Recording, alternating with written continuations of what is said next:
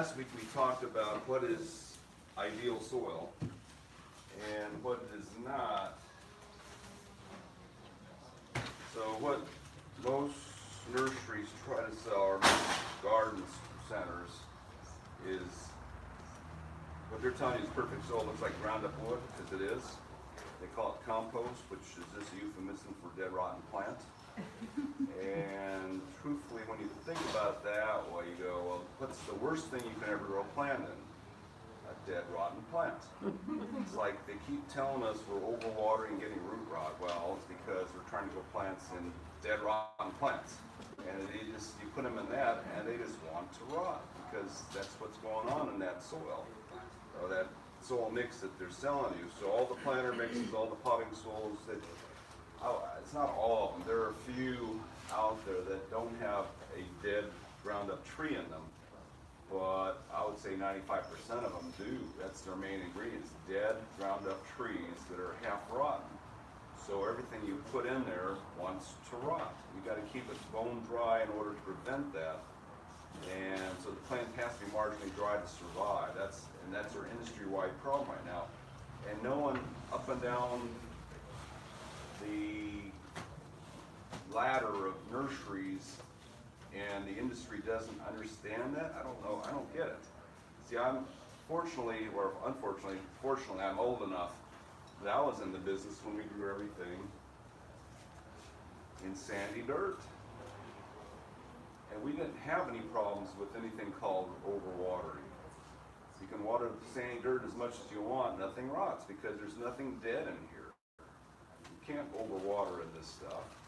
But in the 1980s, we suddenly had some trouble because the growers had been told by that time, about a decade earlier, the universities told, the colleges told the nurseries, don't grow it in this, it's too heavy. Grow it in ground up trees. It started off as being peat moss and sand, but it was too expensive. So they said, okay, peat moss, sand, and bark. But by the 1980s, there were nurseries planting in 100% ground up bark or wood. And to this day, most of the major nurseries do that. You buy a plant that looks like ground up wood in there, or ground up bark in there. And within, the plants, they look great when you get them, they just go downhill. So the problem we have is that ground up wood is not very permanent. So what plants need, talk about that for just a moment here. Plants, what they need from their soil, they need soil that's both porous and permeable. Porous means it holds water, permeable means the air can go through it. So roots have to breathe air. Now, plants have different needs for air for the root system. Like people, we need a lot more air than plant roots do. We can't breathe underground. But most plants don't need that much oxygen, especially like we do. And the plants on this side of the table, these tables over here, we have palm trees, grasses, bird paradise. But these can get by with soil with very little oxygen in it. They just don't grow that fast. Their need for air is lower.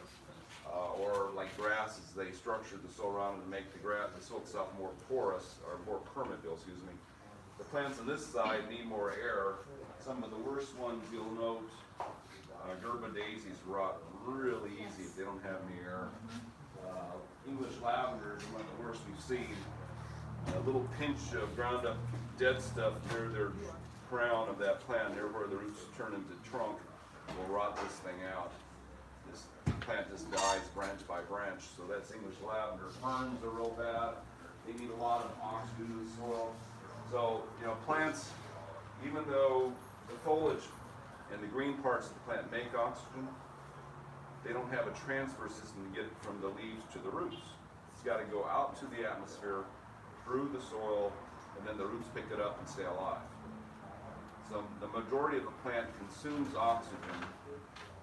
The green parts of it, which, they said the first plant didn't make oxygen, but it captured the blue-green algae that make it, and it put in its leaves, and that's why plants make oxygen.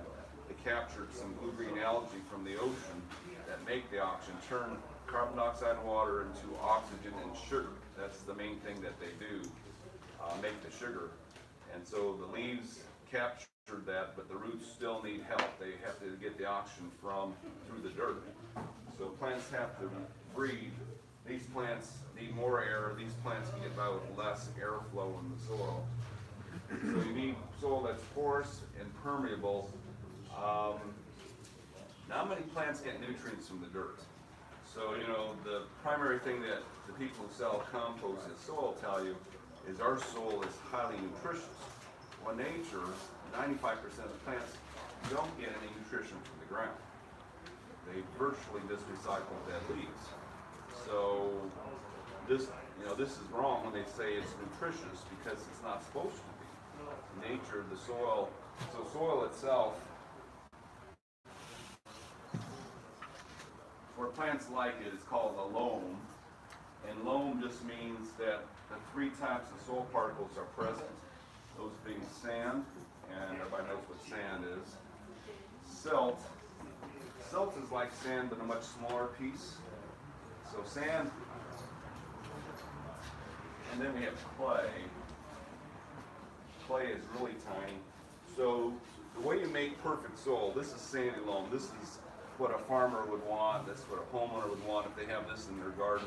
Plants don't die. The way what this is from a piece of granite. So if you take a piece of granite rock, I'm not sure if this is true granite, but granite you have the dark flecks and the white flecks. The white stuff in the granite is silicon dioxide or quartz, which is the same material as glass. That becomes the sand and the silt. So when this thing breaks down in a riverbed or by grinding down the side of a mountain, the stuff that comes off that's white is sand and silt, and then the darker stuff is clay. So sand and silt are basically silicon dioxide, and clay is silicon dioxide mixed with other materials to give it the color. Aluminum, magnesium make it kind of dark, iron makes it kind of reddish. So there's different colors of granite. And sand being a larger particle, silt being a smaller piece of it, and clay being like flakes. So clay is like confetti or corn flakes. So when you have all three together, it's something like this. Now, truthfully, I have the tennis balls as sand, but they should be the size of bowling balls to be accurate, relatively like. So you got the sand, the silt. Now sand and silt are relatively round. And if you know anything about physics or geometry, if you have round solid objects in a space like this, they are making up 2/3 of the volume. 1/3 is airspace. So if you have soil that's pure sand or silt, it breathes really well. It's real highly permeable. The air goes right through it. The airspaces are big. Now, smaller airspaces are harder to get to squeeze through. So the smaller the spaces become, the harder it is to blow the air through. So size has a lot to do with it. So the big space between sand really breathe well. Clay, being almost flat flakes, clay actually has a lot of airspace if it's dry. So if you have perfectly dry clay, and you don't in nature generally, but if it's perfectly dry, it's 40% airspace. But it's so small, it's hard to get the air through it. So if you mix sand into the airspace around the particles, it holds a lot of water, but if you add too much, it doesn't breathe anymore. And what it turns out, well, the space between sand and silt is 33%. So if you have a soil that's over 35% clay, you fill up all the gaps between the sand and the silt, it doesn't breathe anymore. And now at that point you have clay soil. It doesn't take much clay to make clay soil. 35% clay is considered clay soil. The hills in around Orange County, the inland side of Orange County, are considered sandy clay. They got a lot of sand, but they have enough clay to close up all the gaps. This area of Orange County below the hills is very sandy, like 70% sand right here. So the water brings the soil down from the hills, the sand being the heavier particle falls out of the stream beds first. The clay being microscopic in size is carried further out to sea, so you get to Fountain Valley. It's this gumbo clay over there. Unless you're right next to a big river where the sand is still being dragged to the ocean. You got sandy soil near the big rivers. But generally between these hills and the 5 freeway is your best soil in Orange County. Winter Park, Anaheim, Tustin, Irvine below the hills. The hills are sandy clay, fairly good drainage though in the hills. Then you get out Costa Mesa, Fountain Valley, especially Fountain Valley, Westminster, you get into some heavy clay stuff that doesn't breathe. And that's because there's too much of this clay mixed in, or even more than that. Now, we've been told by the Ag Department that there's no soil in Orange County, or in Southern California, they've told me that it's not too much clay, that if you made it half sand by volume, so you mix equal parts of sand with your dirt, you'll breathe. You'll knock the clay content below 30%. So the highest clay content apparently is around 40%, maybe 45, well, 50% clay. And if you mix it half sand, you'll have a breathable soil. So don't listen to people tell you add sand to clay soil and you get concrete. You have to have cement to make concrete. So sand, silt, and clay are all parts of a good soil. The ratios between sand, silt, and clay tell you what it is. So sandy loam, which is what we would want on a home yard, put sand, silt, and clay, roughly say 60%, 30%, 10% clay. Now it can be 10 points up and down on any of these. And in fact, the guys who know soil can look at the soil, analyze, and tell you what part of Orange County it comes from, or what part of California. This sample here we got from a farm in Irvine is like 70% sand and maybe 5%, 7% clay. It's very, very sandy. When you walk on the farm after they plow, it's like walking on a beach. You can't get anywhere. It's just moving under your feet. So very, very, they said it's the best soil they farmed on in Orange County. Very, very sandy soil, so they grow strawberries and all the hard stuff you grow on that soil. Strawberries are one that need more oxygen on the ground. Now, in the old days, a rich loam would have been something like 40, 30, 30, something like that. So the more clay you have in the soil, quote, the richer it is. So in the old days, the farmers didn't want the soils on the hillsides or near the hills where it was real sandy because it dried out too fast. You know, back in the 1700s, 1800s, they didn't have irrigation. They depended on the soil staying wet after rain. Well, if you have sandy soil like this, it won't stay wet. So this was not the rich farmland. This was poor soil. And the farmers wanted the stuff like in Fountain Valley, clay soil, so that they can grow things that and would stay wet long enough for them to grow a crop. So rich loam was more clay-like. Now, you know, when you see in the journal articles, they say make your soil rich and black by adding compost to it. If you add dead plant material to your soil and it turns black on you from that reason, it's because you just now are creating sewer gases which are highly toxic to the plant's roots. So you just killed your bed if you do that. If you make your soil black by adding compost to it, nothing, you know, these plants on this side table have no chance. Some of these may still grow. I mean, so the problem is, for the last 30, 40 years now, we've been adding compost around to make the soil better. And the only things that grow for us now are the things on this side of the table, because we've ruined our soil. Roses are on this list, but you know, junipers, cedars, cypresses, pine trees can grow in that stuff. Elm trees can grow in it. Palms can grow in it. So that's what we're stuck with. We can't grow lavender, ferns, gardenias, stuff like that, because they can't breathe in the stuff we've done to the soil. We've ruined it for these plants. So one of the main things from last week is don't mess your soil up, and if you've messed it up, you might have to just dig it all out and bring in stuff that looks like this, which is dirt cheap. It's cheap to put this stuff in, it's expensive to haul away the stuff that you've ruined. So, but this is ideal soil. It should be light colored, should be mostly sand. Now the other problem we talked about last week is that most nursery plants are grown in compost. So,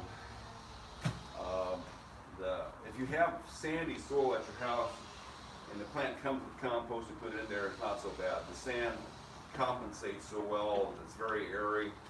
Because compost, if you keep it too wet and not enough air, it goes toxic on you too. Just makes sewer gases also and kills the plants off. I mean, we see a lot of plants that are grown in pure compost, especially if they're larger containers, that would die within 3 to 5 years after you plant them. And that's because that stuff, when it's fresh, when ground up wood is fresh, it can still be permeable, the air can still get through. But as it ages, it gets slimier and slimier, it gets more porous, it holds more and more water, not enough air, and then it starts making the toxic gases, and the plant eventually gives up and dies. I mean, in our own house, when we planted it 20 years ago, we noticed that every single plant I got from this one company, except for lilies, because lilies can handle bad soil, but every single plant from them in my yard died 3 years after installation. And then from another company, every plant died 5 years after installation. And it was brand by brand. Their soil is doing it to them. But 2 companies that we used never died. 20 years, 5 years later, the same plants never died. So we know that a lot of this stuff we're seeing right now is the soil that the growers use. And I've been talking to the growers about it. You know, they learned in colleges, so they tell me I don't know what I'm talking about, because they were taught at the colleges that you have to grow plants in compost. I've talked to the college professors, not at, you know, I'll say that Orange Coast is fine, they don't push that. Cal State Fullerton's fine, but all the major hort schools other than those have told the people graduating from them that are running the nurseries, you can't grow plants in real dirt, you've got to grow them in compost.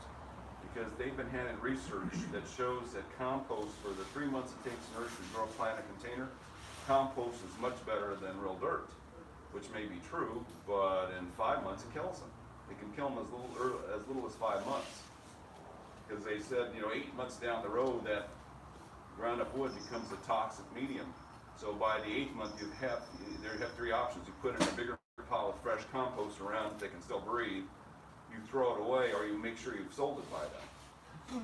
Because the nurseryman I've talked to said, well, if it dies in your nursery that year, you didn't sell it fast enough. So that's what we're seeing in the industry right now, is that it's a time thing. They have a certain amount of time to sell a plant, a pod. If they don't, it's dead because you didn't sell it fast enough. I mean, when my dad grew plants in the old days, we had plants in the same plant, same pot, 5 years, 10 years. I remember trees I grew up with when I was 4 years old. Tom was in high school. We had the same tree in the same pot. It looked fine because he had grown it in real dirt. So there's something really missing in our industry, and no one's fixing it. I've talked to some of the head people at the very top, you know, the guys who are who run the journals, the nursery journals, and they said, we've never heard of this. You know, they don't think there's any problem with their plants. They've never heard that there's a problem with the plants they're selling, even though across the country about 50-60% of plants, and all the plants being grown in containers, are being grown in almost pure 100% organic material, nothing permanent. We try to find companies that are still doing it like they did in the 80s, where it's just half dirt, half organic. I talked to this one grower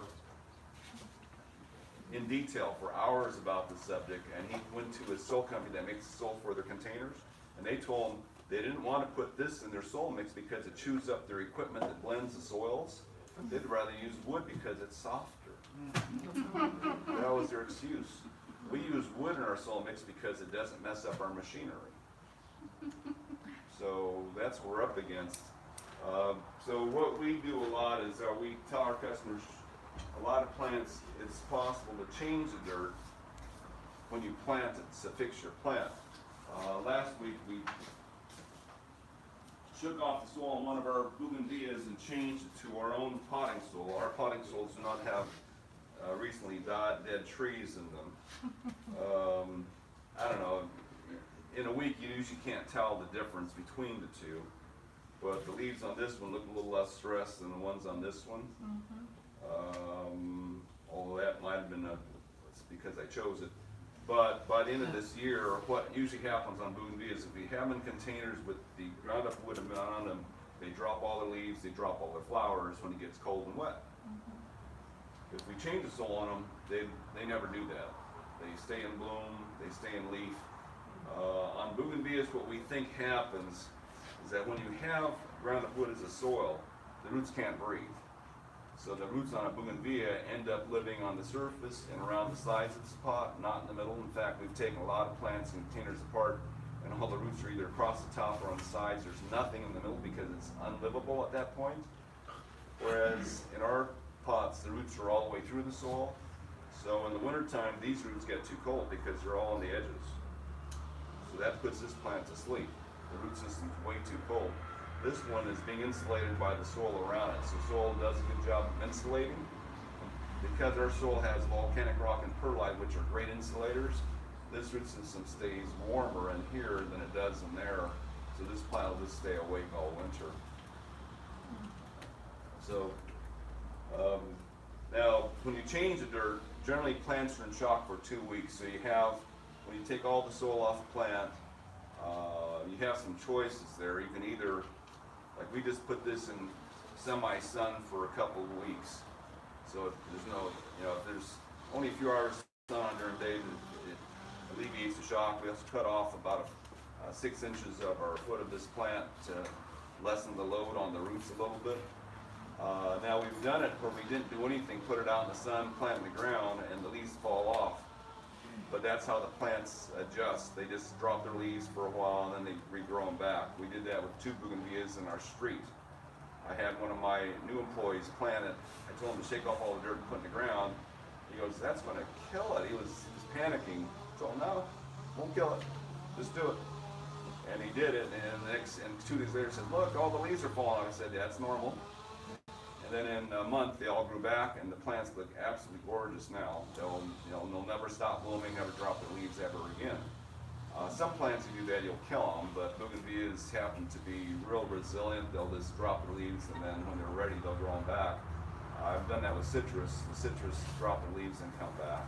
Although if you can shade them for a couple weeks with something, it doesn't have to be all-day shade, half-day shade. What I did at my old house was I would jump over the fence, take some big branches off of greenbelt trees, use them as a parasol for a couple of weeks. By a couple of weeks, they'd be dropping all the leaves off, but it served its purpose, kept them under part shade for a couple of weeks. Either that or you cut the plant back severely, you cut it down to half its height or a third of its height. It won't have any shock at that point. You've taken off a lot of load. The roots can't supply water to the leaves for a couple of weeks, or adequate water, so you have to make sure they can do that. Succulents have to worry at all. They're fine. And also, one note we'll make, we'll start with the water. So, any questions about dirt? Where could you buy that dirt? You said we could get it if we threw out our old. All the landscape supply companies, Larry's, Costa Mesa, Thompson, have this, but if you tell them what you're going to use it for, they will refuse to sell it to you, and they'll sell you their topsoil, which is this mixed 50-50 with manure or compost. So you tell them you want fill dirt. You want a nice sandy fill dirt. Now if you go down to Larry's and tell them you're coming from us, they won't try to force you to buy their topsoil. We send enough customers down there, they've learned that if they're coming from us. Yeah, I talked to Chris, and that's what they sold. Yeah. But I noticed right next to it, he had mixed. But I can remember it But standing. the guys who sell dirt, you know, they know how to work a tractor and a dump truck. They don't know anything about how to grow plants. They think by adding the dead trees and manure to perfect soil, you can make it even richer. Well, you make it richer, but you make it toxic medium to grow in. So, in fact, all this stuff about soil I learned because 25 years ago, that's what I did. Is I went to a local soil company, told them I need 175 cubic yards of dirt to fill up all my beds in my backyard. So, no, I think I needed 7 truckloads, 70 cubic yards. And I got their topsoil, put in my garden, and within 6 months, half the stuff was dead. I'm going, okay. I thought I knew what I was doing. Well, since then, I've learned a lot about dirt, learned what's not dirt. Dirt is not dead things. How deep should the topsoil be? Plant roots rarely go deeper than they can breathe, which is about a foot in the city. So, you know, when trees fall over, you see they just fall over and they lift up about this much dirt. That's as deep as they can breathe. So it's about, if you're in an area where the soil is really gravelly or rocky in your riverbeds, they'll go down as deep as the air goes, which can be up to 25 foot. In fact, a friend of mine who's a geologist says they find roots in earthquake fault zones where the rock is fractured 200 foot deep. So if they have air down there, they'll go after it. They can live there. So if you're gonna amend the soil that, in my case, nothing's been done to it, it's mostly just whatever it was, clay, you just bring in a bunch of sand and mix it in, right? And are you saying you aim for a foot deep? Yeah, I mean, your option is you can scrape off a foot of clay soil if you've got clay and bring on a foot of sandy loam. That's one option. It's easier than mixing. Yeah. Except you have to haul it away. Right. But at least, you know, the dump yards that you can go to, they'll accept dirt no charge. So it's free to dump, although, you know, it's a lot of labor to move it.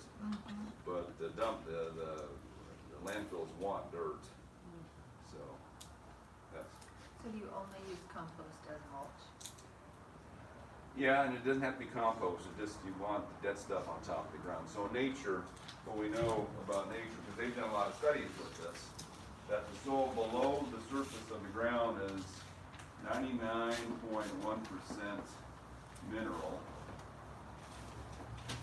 less than 1% organic. In fact, University of New Hampshire said that this is wrong.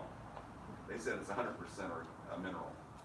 They said that the 0.9% organic matter that they were counting was things that were alive that they killed when they're doing the survey.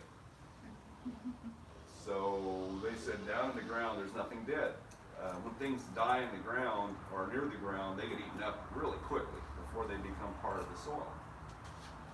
Nature has a lot of recyclers around, so you know the root starts dying off. It's being eaten up as it's dying. It never becomes part of the soil.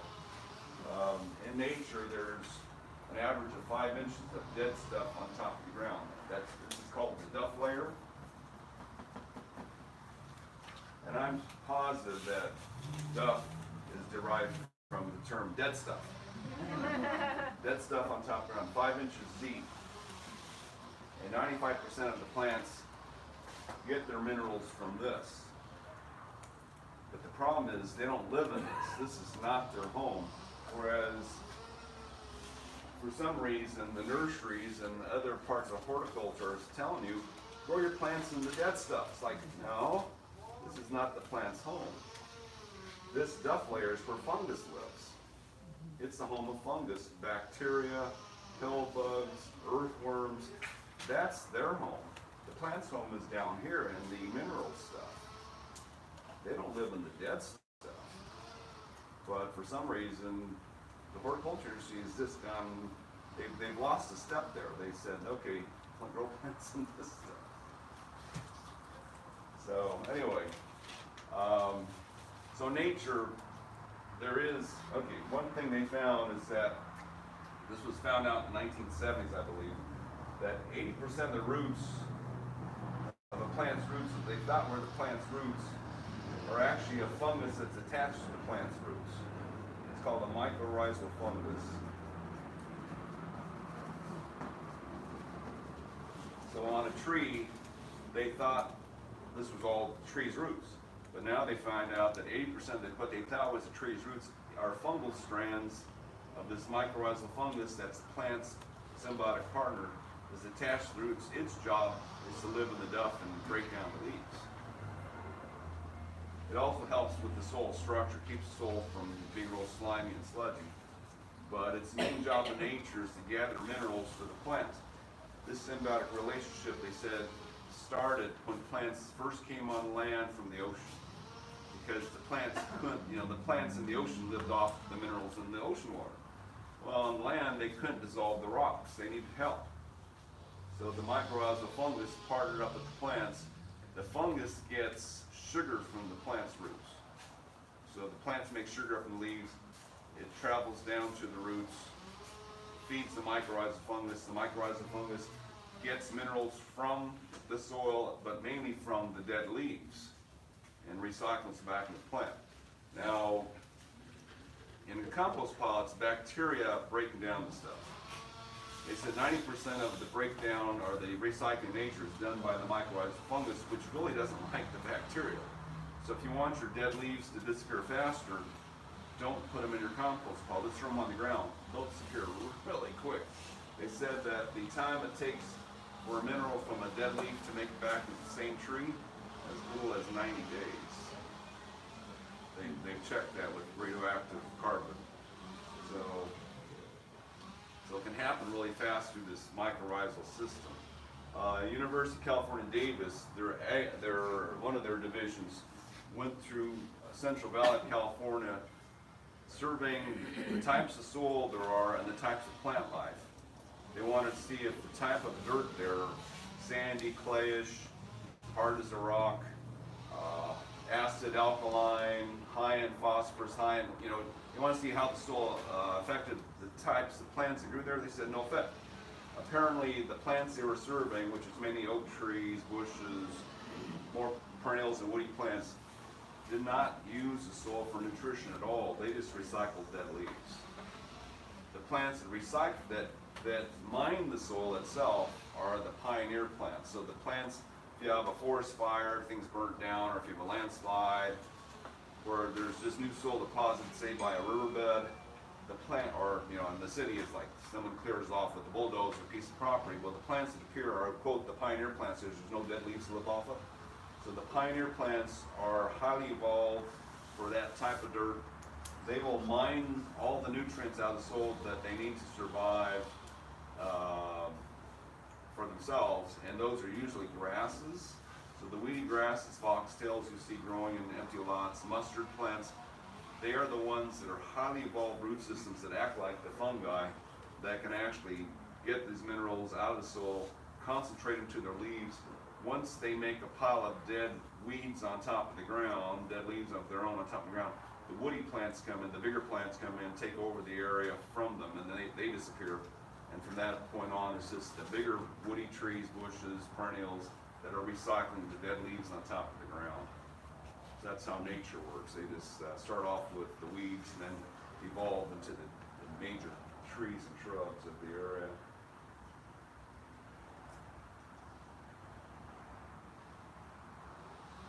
So we mentioned if you want to modify your own soil, you can either add sand to it. Actually, pumice rock is a little more efficient than sand. With sand, you've got to make the soil, if you've got heavy clay, half and half. Pumice being 70% air, they said 20% by volume. If you have pure clay, 20% pumice by volume will make it breathe better.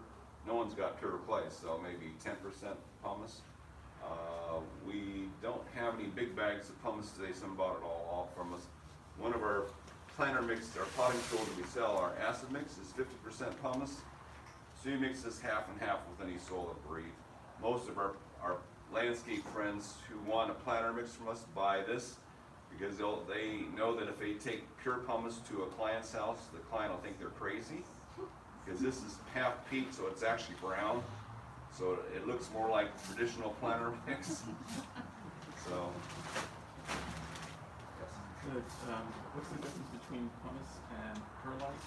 Well, Pumice and perlite are the same mineral, so these are still quartz, silicon dioxide. This is man-made, this is nature-made. Now, there are pumice rocks in nature that are light as perlite. Perlite to us is too light, so it floats around too much. This pumice is heavier, but in nature, there are some volcanoes, you walk up to them, and you can blow on the ground and stuff is moving, because it's so lightweight. So it's just a matter of how much air is in there. But pumice is supposed to be a little better than perlite as far as permeability goes, because hot gases blow through here, whereas this is pop like popcorn. So it may not breathe as well as this. So we trust pumice better as a soil amendment than we do perlite, and plus perlite again floats, too light. But pumice, perlite, sand, decomposed granite, they're all primarily silicon dioxide, you know, they're glass. Lightning hits the ground, you get glass, because that's what the soil mainly is glass. So the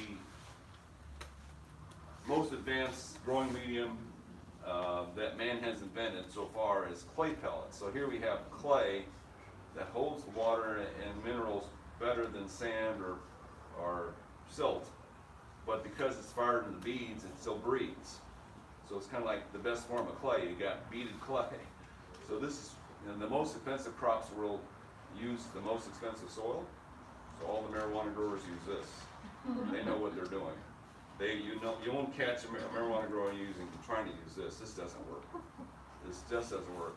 Although the horticulture industry pushes this, the people who depend on their crop to make money know that ground-up wood does not work as a soil.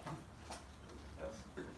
We just had our yard done, and the gardener brought in what he called nitrogen-rich stuff because the plants, he said, needed nitrogen, and he mixed that into the soil. Right. Is that?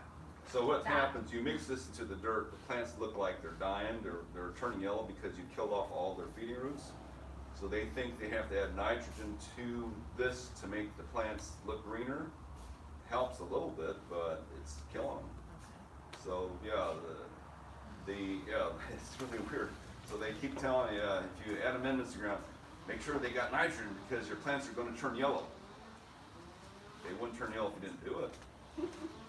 But So, if I'm understanding you right, would you still use that on the top part? top of the Fine. ground. That's fine, we Right. don't have, because everything is below is where it grows. Right. And that helps by putting it after you're done on the top? Right. It's okay, okay. Leaves are the best. Dead leaves are what is mint. Okay. Ground wood is not quite as good. Sure. But there are a lot of small farms that are covering the ground 18 inches deep with Okay. just ground up trees, essentially. They call it the local arborist. When you grind up a tree, bring it over here, we'll put it on the farm this deep. And they've been doing that. They set up on some small farms in Washington since the 80s. Uh-huh.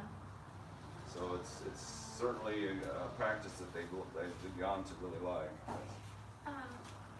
Would you ever use a product called amend on top of the soil? Talking about a product by a local company called Kellogg's called Amend. Amend used to be their best product because it was 90% rice hulls, and as far as organic materials goes, rice hulls is almost pure silica. 90% silica. This stuff does not decompose. So the amend from the 1980s was 90% rice hulls and 10% sewage, and it was wonderful stuff. Everything grew in it. You can mix in the soil. Everything did well because rice hulls have some volume that never goes away, and they don't decompose. But not anymore. They added a lot of bark to it, I guess to make it richer. But it's become now I wouldn't recommend it anymore. So Because you water it. I've tried it. It's been recommended that for the surface. The water doesn't go through unless you work it up every time you water it. It just seals. well, yeah, certain type of organic matter becomes hydrophobic, so water just sits on top of it. Yeah, that's a problem. So let's go over to irrigate. Any more questions on dirt first? Sure. You can look at last week's video on YouTube under Gary's Best Gardening. Last week's is on there. So with watering, some of the main points.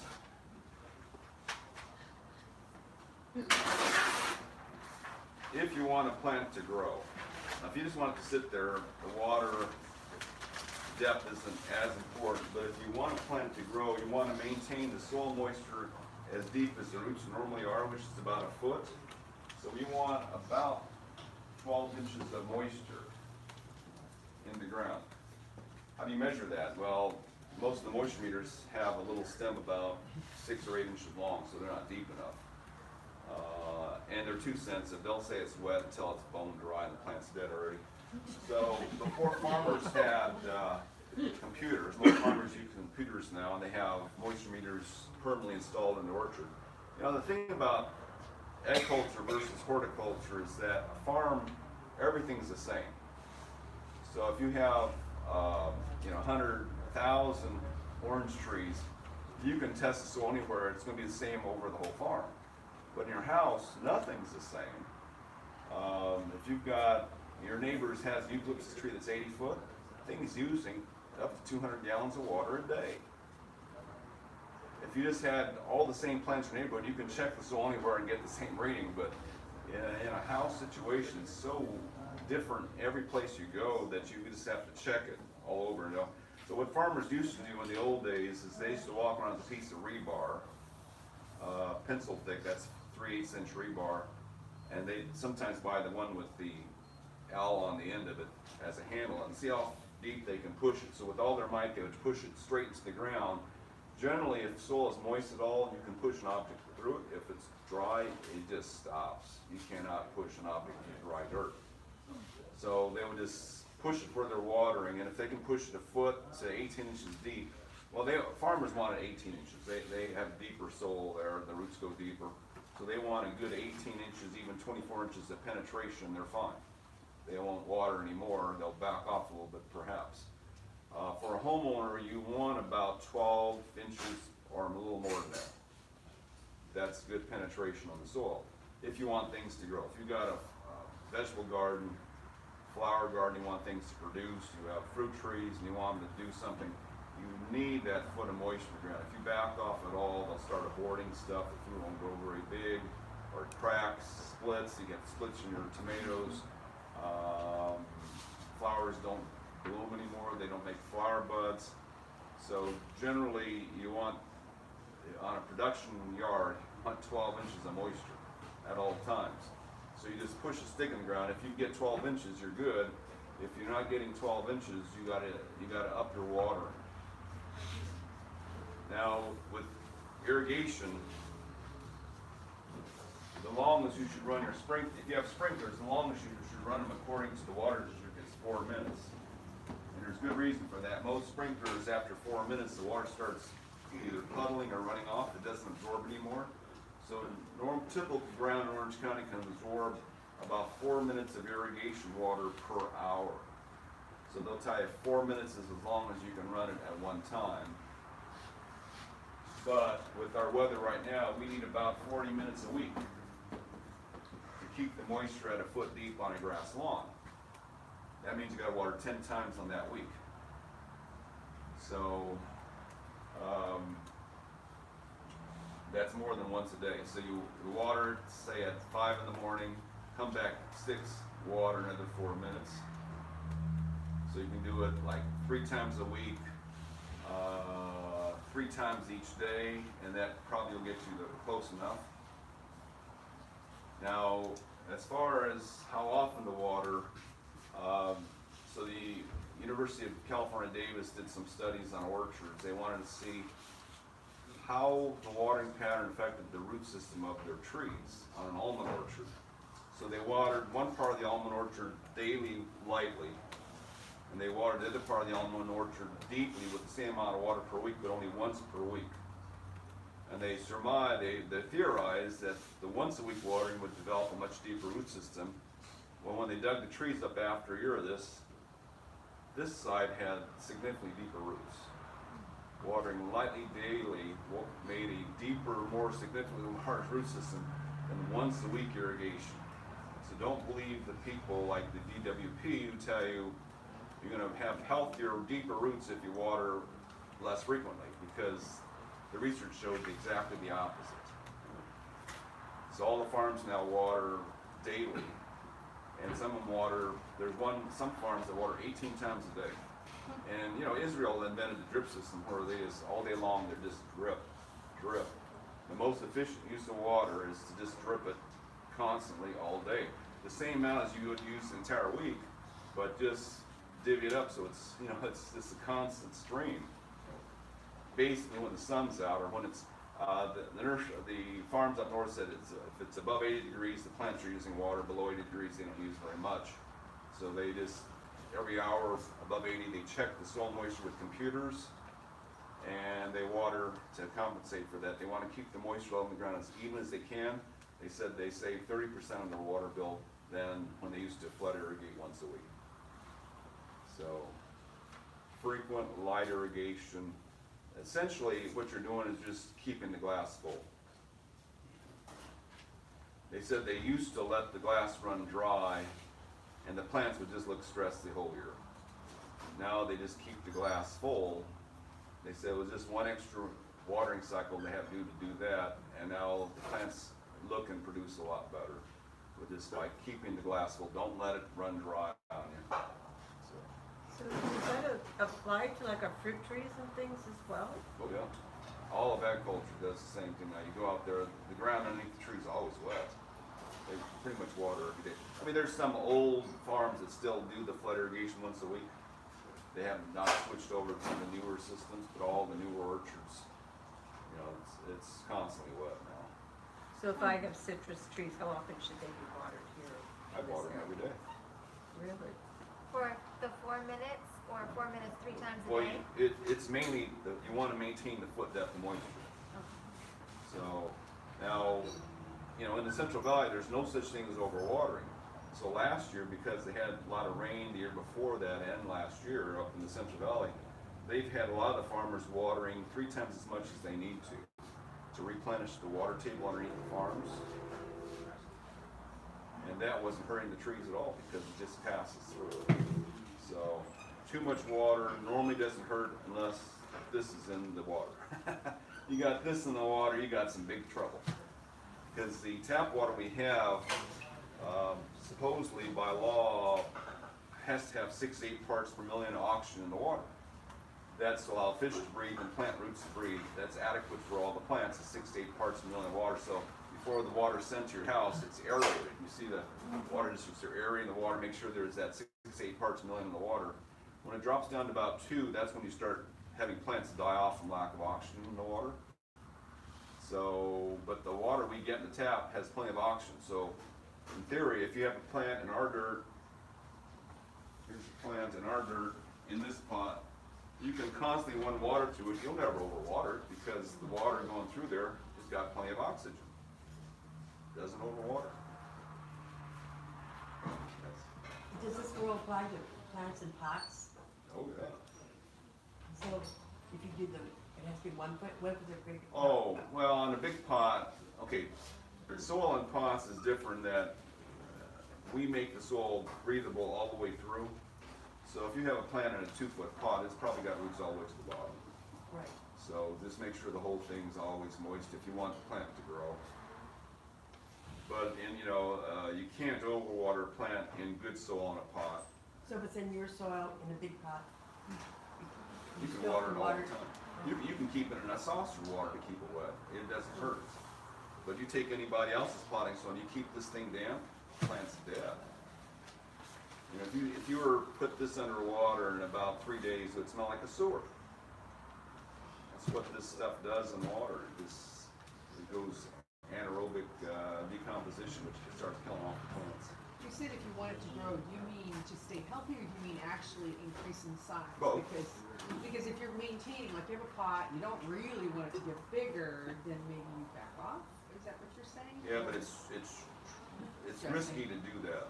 Like on vineyards for wine growing, they want to back off from the water so the grapes don't get so big.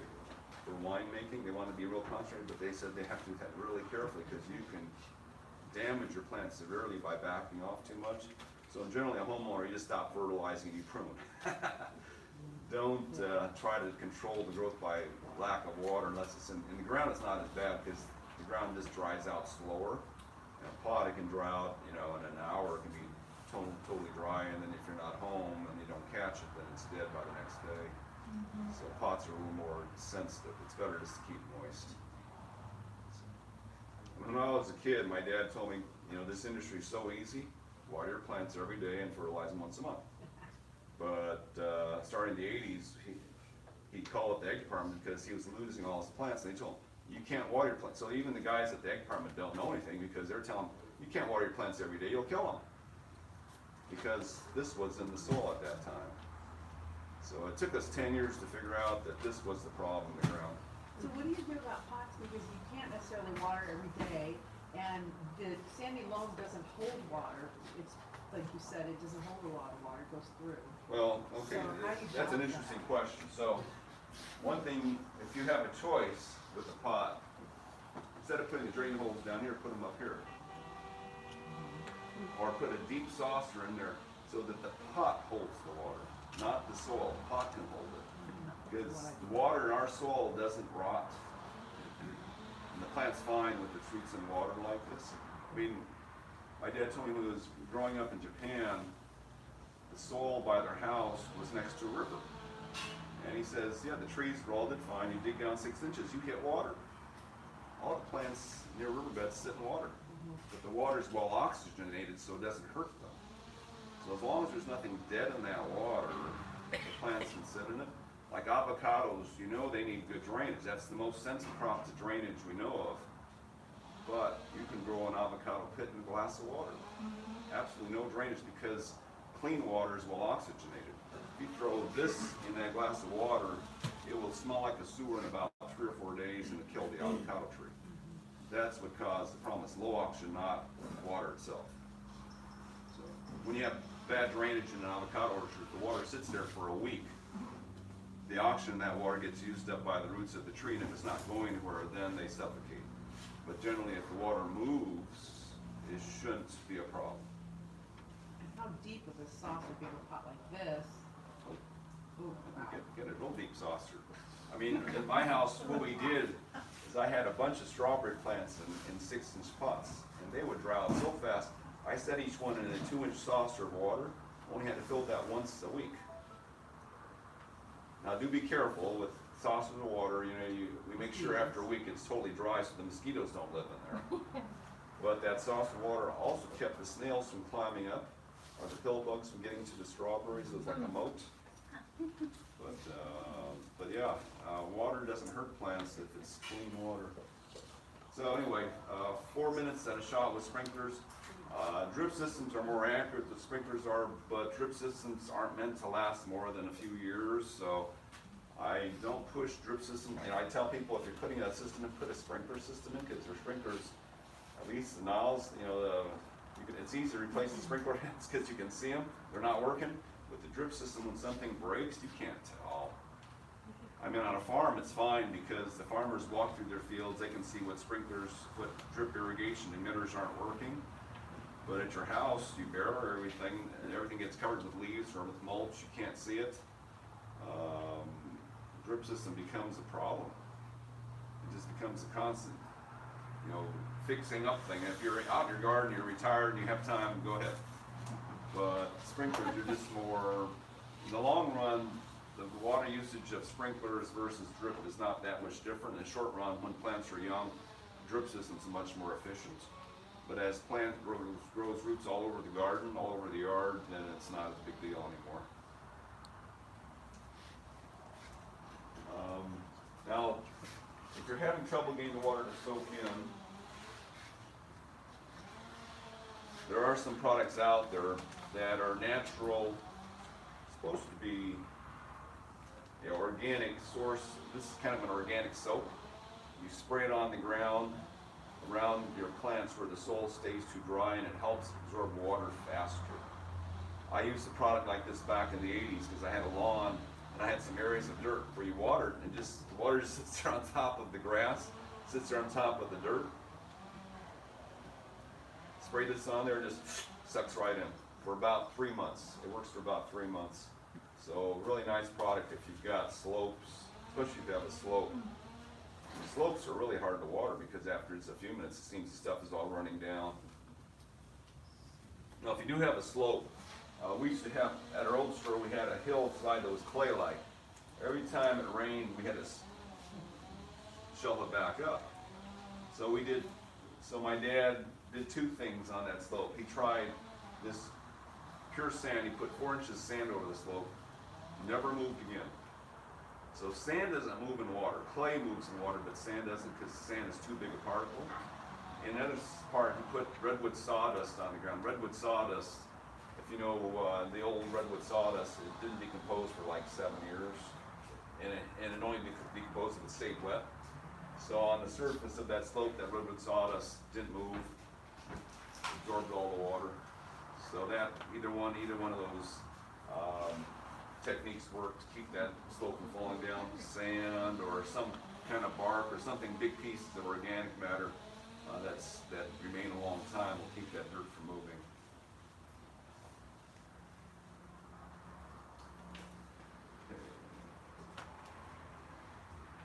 Now on the lawn, we've seen what lack of water does. So at 12 inches, the lawn looks great. At about 8 inches, the lawn starts getting a little wilty looking where it doesn't stand up when you walk on it. At about 6 inches, you get all these white tips on the grass.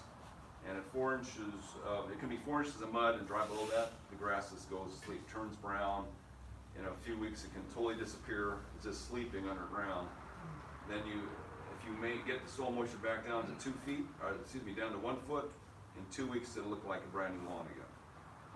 So lawns, any lawn we know of, you can actually let it go to sleep in the summer for 3 months, doesn't kill it. So that's one way to save water, is just you let your lawn turn brown, then wake it up again after 3 months. Most grasses can probably go 6 months, but we know there's some that can't, and I don't know which ones are which. So you can go 3 months anyway. But like the California native grasses, they don't get rain for 9 months of the year, or at least 8 months of the year, so they can handle long periods of drought that way. They just turn brown. Any other questions on the watering? I always try, I have very clay soil that doesn't accept water very much. And so for my grass, I found, I was trying an hour like 5 in the morning and 6 in the morning, but I noticed I had quite a bit, still have quite a bit. I find it, I water 3 times a week. I find if I do it at 5 in the morning and then 5 or 6 at night, it gives me a little more closeness between the waterings, and actually the lawn seems to like that better. Yeah, what's interesting too is that the dry spots in the lawn can be so sharp a division between dry and wet. Because back in the 80s, my first lawn, I was watering it. I was doing what the water department told us to do, water deeply and frequently. So I was watering 40 minutes at a time, twice a week. And my lawn looked great, except I had these patches that were totally brown. Usually on the slopes or on top of little berms. But the grass around was so healthy, I said, can't be a dry spot. I would think a dry spot would have fuzzy edges to it. So I hit it with fungicide, nothing worked. Insecticides, nothing worked. And I finally started watering like I did when I seeded the lawn, which is just 3 times a day, and in 2 weeks it was totally green again. I was going, oh, just a dry spot. But the dry spots were so distinctive, I couldn't believe it. They could be as small as this, totally dry, and the grass right next to it was totally wet. And sometimes your sprinkler, it gets something in it, this little area. True. It's not getting water. Yeah, the sprinkler might not hit, but And yeah, in my case, the that's why sprinklers were you can fine, put that up. but the berms and the little hills in my lawn were not letting the water soak in. They were just running off to the lower areas. So most of my lawn was getting a whole bunch of water, but those little sloped areas and berm areas were getting not enough. But it was just weird that it was so sharp a distinction between the two. So would you put the easy wet on those little spots then? That might have helped, right. But the main thing was the ground, natives, normally soil only absorbs, they said in Orange County, about 1/8 of an inch of water per hour. That's it. 1/8 of an inch is about 4 minutes. The can't force it to absorb more than that very well. So, and if it rains 1/4 inch an hour, you got puddles, you got runoff. If it's just an 1/8 of an inch an hour, it won't run off. So, like as far as sprinklers, I've struggled because I have a big property, the kind of sprinklers, like, you know, in rotors, or Rainbird, or just the 360. Well, they can all be accurate, but of course with a lot of them you need a whole bunch of them. You know, big properties, nice to get those, the ones that shoot farther. I don't know, I'm not a sprinkler expert, but generally make sure that water from one sprinkler travels all the way to the next sprinkler. Kind of overlap. And they have to overlap 100%. Because most sprinklers put out more water closer to the sprinkler head and less further out, so you have to make sure that they make up for each other. But, you know, a place like Ewing Irrigation, Anaheim would be able to tell you more about sprinklers than I can. EWING, they're the helpful sprinkler company. The people actually talk to you, like you don't know anything. So,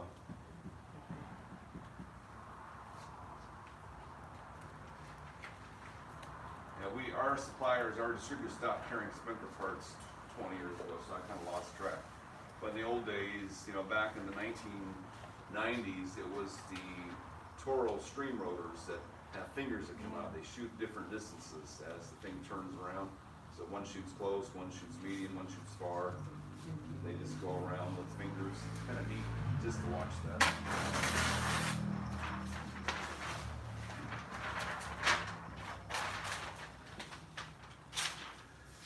Okay, as far as feeding goes, so we don't do soil analysis anymore. So in the old days, we would tell people if you're starting a yard, get your soil analyzed to see what minerals it has. Well, it don't matter because the plants don't get it from there. And if you're fertilizing organically, the pH doesn't matter either. The pH, the acidity, alkaline, and soil only matters if you use chemical fertilizers. Because certain chemicals is all that certain pHs. But if you're using organic, pH doesn't matter. University of California at Davis, when they did that soil survey, said, yeah, pH means nothing because the plants are recycling leaves and the fungus doesn't need a certain pH to do that. So if you're going organic, which is the best thing to do in the long run, nothing matters as far as soil goes.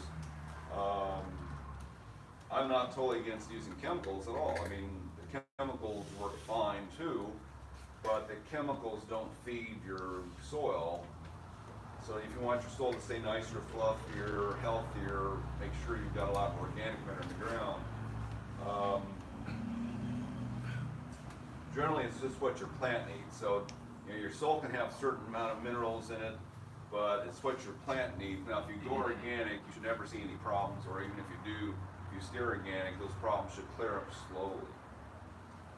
Now, there are, if I can remember, the minerals that are in a plant.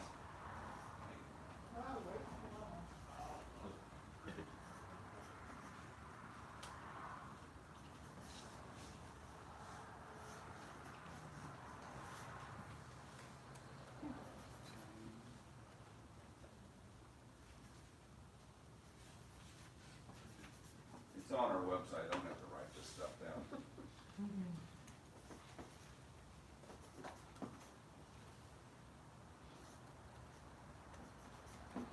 So this is what, it should be 17 now.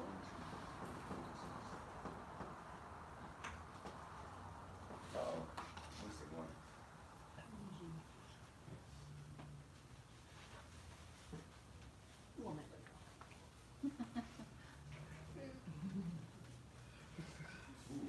Something of theirs missing. Anyway, now, when they used to grow plants around, they needed these. We're made out of 16 minerals ourselves. Plants have one more. Plus, you know, it's funny, it's really strange because they've been growing plants and things other than soil for a number of years now. They find that when they grow them in pure organic matter, it actually helps to spray silicon on them, which is what soil is. So apparently plants need silicon, but they never needed it until they started growing plants in organic matter. So now they spray silicon on them. They said, oh, the plants look a lot better when you spray silicon on them. Well, just grow them in the ground. So silicon may be one too. Now, carbon hydrogen auction, we don't think about that because that's carbon dioxide in the air, oxygen in water, hydrogen in water. Whenever you water them, you're applying that stuff you breathe. You got those three. Phosphorus, potassium, nitrogen are the main three that we add to plants. Those are the macronutrients that plants need a lot of. In the soils of Orange County, we've got plenty of phosphorus. We need potassium, we need nitrogen. Nitrogen is very volatile, or it's movable. It either leaches out in the water or it evaporates as ammonia in the air. So nitrogen's always low. There's sulfur. Now, what these things are used for. So carbon hydrogen oxygen is what sugar is, but it's also what cellulose is in a plant. So wood and paper is cellulose, which is just sugar that's rearranged so we can't digest it. The only thing that can digest cellulose and turn it back into sugar are some bacteria that are in the guts of termites, cows, beavers, things that eat wood and cellulose. They can digest that stuff. They create a lot of methane along the way. But anyway, so that's carbon, hydrogen, oxygen are involved in the main structure of a plant. Plant's wood and tissue is pretty much all sugar. Phosphorus, potassium, nitrogen. Phosphorus is the energy transfer molecule, energy storage and transfer molecule in plants and animals. So if you ever did biochemistry in high school or college, ATP, ADP molecules are the molecules in our blood, in our system that transfer energy. Well, there's phosphorus attached to that. So you need that phosphorus molecule, that's the P in ATP and ADP, to transfer energy. Now, we've been told that it's to make roots and flowers. No, it's not. It's to transfer energy. To store energy, you need a lot of phosphorus. To make better roots, you need to be able to transfer. Potassium is the main salt in plant sap. It's also the main salt in fruit to make the juice. So if you want juicier, bigger fruit, you want better sap in our blood system, our main salt in our blood is potassium also. So if you don't have enough potassium, you start cramping up, your blood gets too dense. So potassium doesn't have any particular purpose except it's the part of the main salt that balances out the juices in the plant. Nitrogen is a cell membrane. So sugar or cellulose is the cell wall of a plant. Nitrogen is the little membranes that surround each cell, the membranes of the nucleus. Our skin is nitrogen, our hair is nitrogen, so we have a lot of nitrogen on us too. Sulfur and a lot of these other minerals, a lot of the metal minerals in fact are part of chlorophyll. So if you don't have that chlorophyll molecule intact, the plant doesn't look green. So if you're missing your iron, the plant is pale. If you're missing copper, if you're missing zinc, molybdenum, all those minerals missing, your chlorophyll molecule isn't complete, so your plant looks pale. So those are important. Most of the metal minerals that are in a plant are involved either with chlorophyll or some other enzyme activity where the plant's doing chemistry in the plant. So they're involved in a lot of little things. But you know, every cell pretty much needs all these minerals. You can't just use a few of them. So when you're using fertilizers, like the strangest marketing thing that the industry has ever done is tell you that if you get something like 20-20-20, that's a balanced fertilizer. Well, there's only 3 things in here, and the plant needs 17. Well, actually, these D3s are essentially free to our plants. So there's 13 minerals supposedly you have to add. Well, this only has 3 of them, and they tell you it's a balanced fertilizer. In fact, the ratio on a growing plant between phosphorus, well, make it on the label, it's nitrogen, phosphorus, potassium is the order they put this in.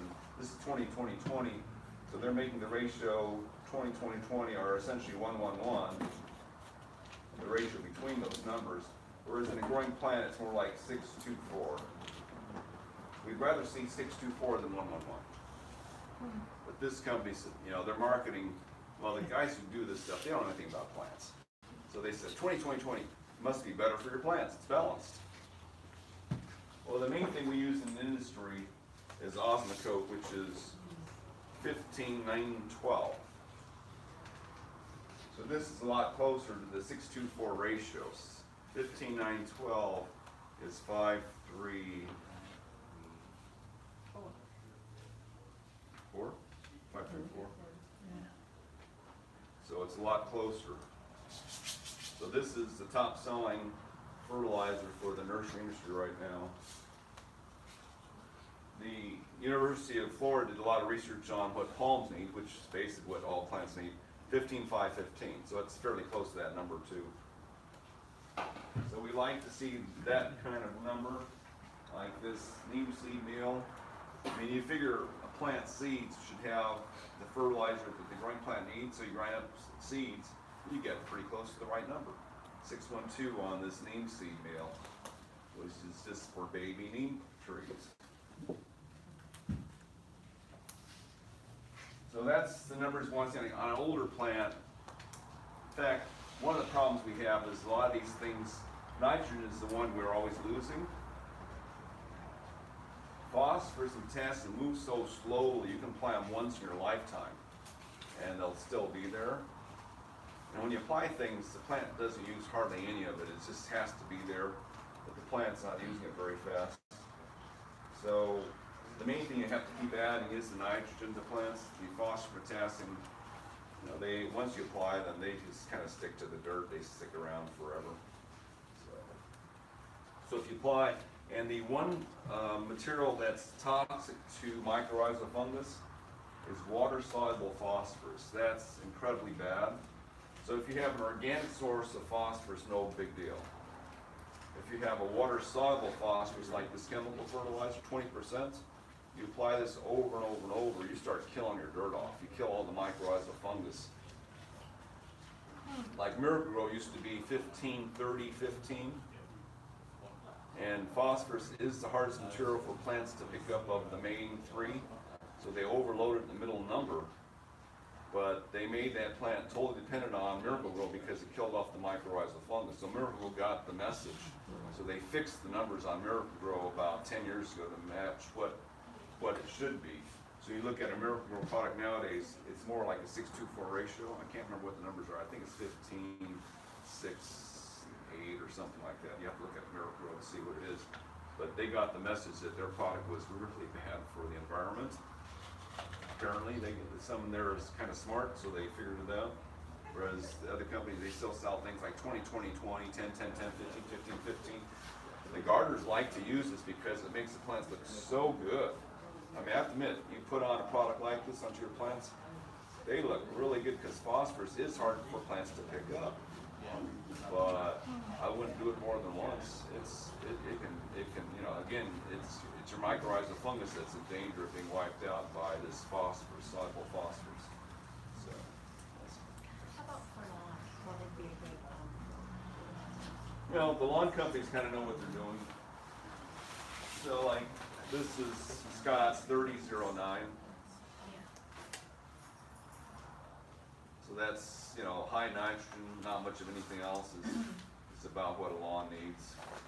So, yes. So, I talked to you before about the, composted horse manure, which is basically nitrogen, right? Well, it's got everything in it. Yeah, but is that just a good, I mean, it would supply a lot of nitrogen, is it a good thing to use? Or is it- Well, it's not as much nitrogen when it's been composted. Well, if it's fresh, you can smell the nitrogen come. You know, it's leaching. The ammonia's all leaching out of it. Yeah.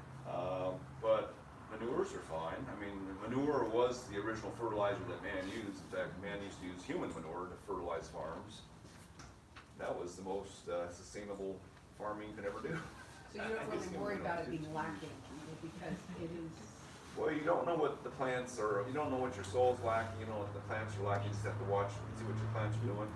I mean, the Soil Lab guys have told me that they bet with each other each time they're going to a farm and they take leaves off the trees and they're all funny colored and they'll analyze them at the lab, but they'll always bet each other what it is they're missing.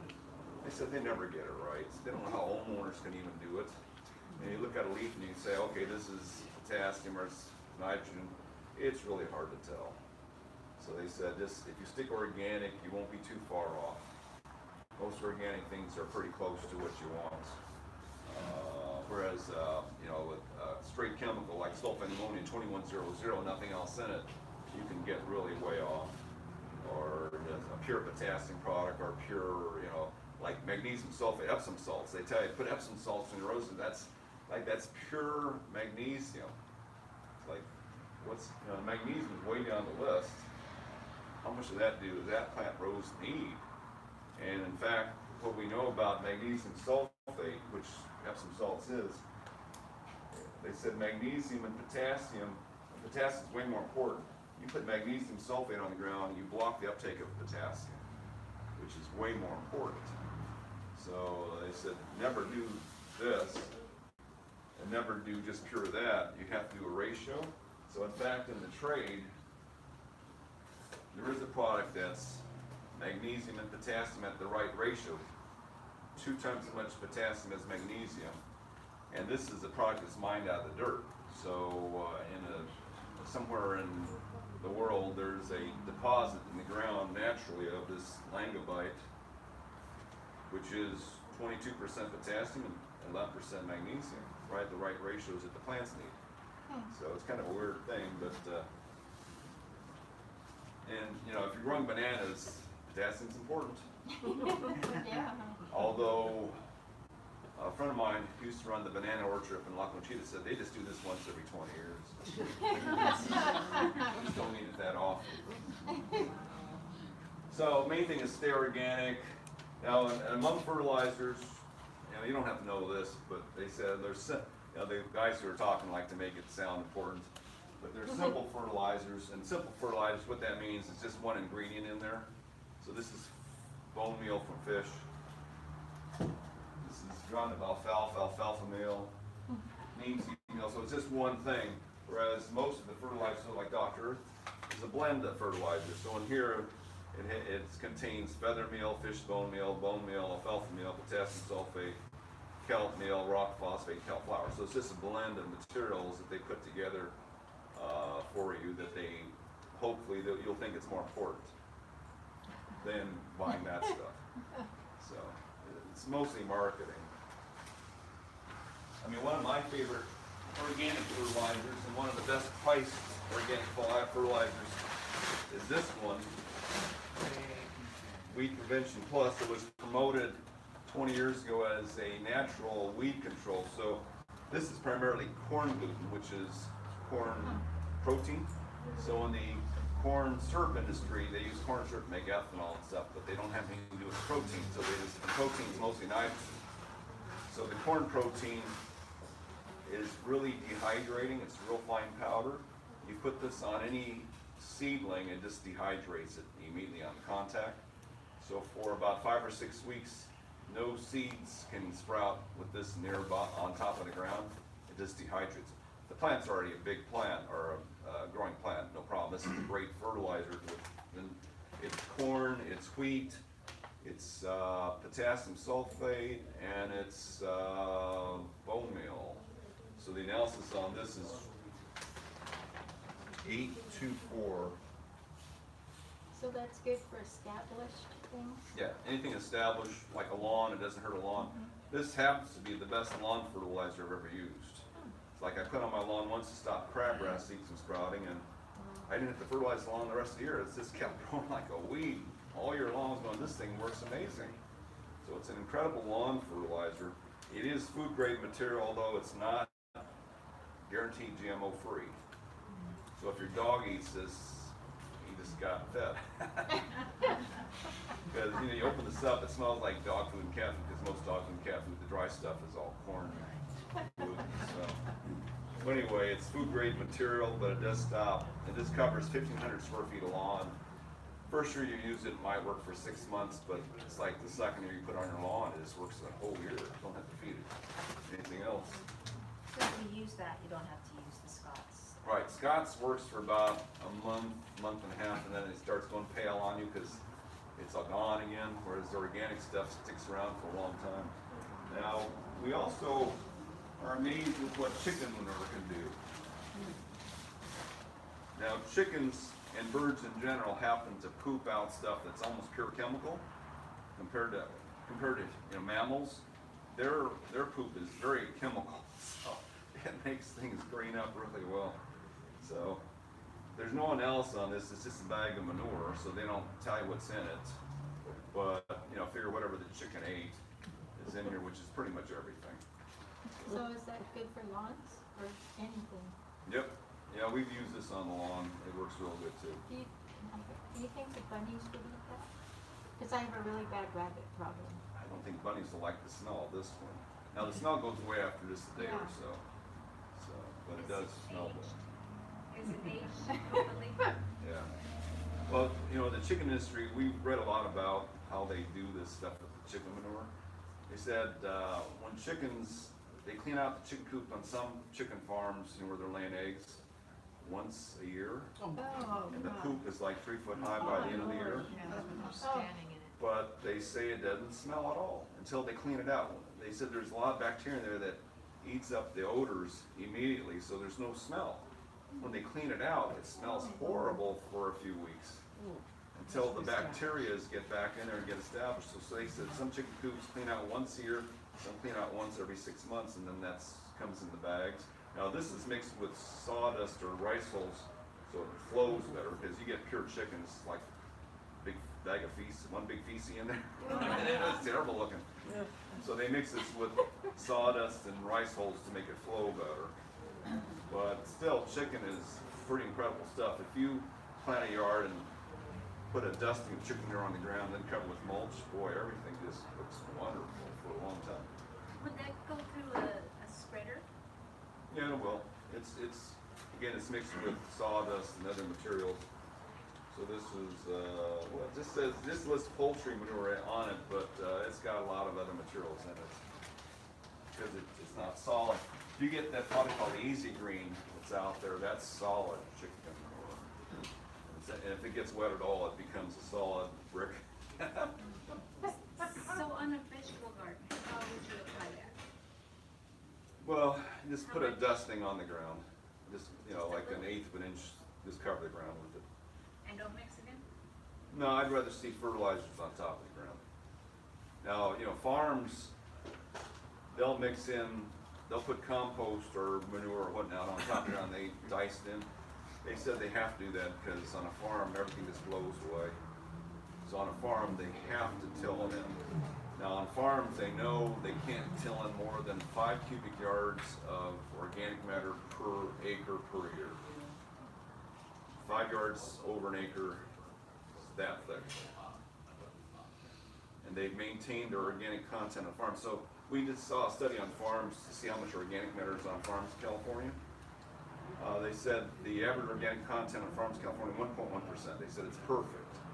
Farmers doing a real good job on their organic matter, 1.1%. Well, that's what you see here. This is, and you don't see any organic matter. It's 1.1%. It's not much, but they till it in every year. But it's not much because they know if they till in too much, it wipes out their crops. The most minor mix is you wipe out your crop. That's what you're doing. So with the chicken manure versus like the weed prevention, assuming you're working with established kind of either or, whatever you. Yeah, I like to mix things up. Whatever, I take home whatever's broken open. It's nice to do a mix of things though. Now on some of the plants, they've done a lot of research. Like this is an interesting product. This was done by a chemist for the roses growing at Rose Hills in Whittier. So we analyzed the soil there, analyzed the water there, said this is what the roses need. And so if you want a good rose food that's a chemical that works really fast, this is really accurate because the chemist did this for Rose Hills. And that's close enough. We know the water is probably the same water. Soil is very similar. So Magnum Rose Food, done by, I can't remember the guy's name. He was real famous in the Rose Society for many, many years. But he did this for Rose Hills. So some of these things are pretty accurate. What Now, about orchids? Well, orchids are totally weird because they live off of bird droppings in nature. So we have, I have several, I think 1 or 2 orchid foods on the shelf back there, and they don't get anything from the ground because they live in the trees. Now, How about what these plants for? Because they always say plant them in, chips, and then they decided they should be smaller chips. But I find the same thing when I change it. The middle of the area is, well, orchids all don't the need, roots are on the outside. orchids don't need anything in general. They just need something to hold humidity around the roots. So like in Hawaii, they said we don't have any bark on our trees, so they just use volcanic rock as a soil medium. Some people use green moss as a soil medium. I mean, if you're in the tropics, you just hang them on the wall. They're fine, just with nothing. If it's, if the air's so humid, I mean, in our greenhouse, we can just set our orchid down with nothing around its roots, it's fine. So they need a little bit of humidity around the roots, and that's, so you have, I don't think marbles will work, but something close to marbles would work as a growing medium for an orchid. And what orchids do is they climb out of the medium, they're climbing up the side of the tree as they grow, so you have to take them out of what they're in and sink them deeper into some fresh stuff. So, now, one note about fertilizers is don't think of fertilizers as being food, like we understand food. If you're weak, you eat food to get stronger.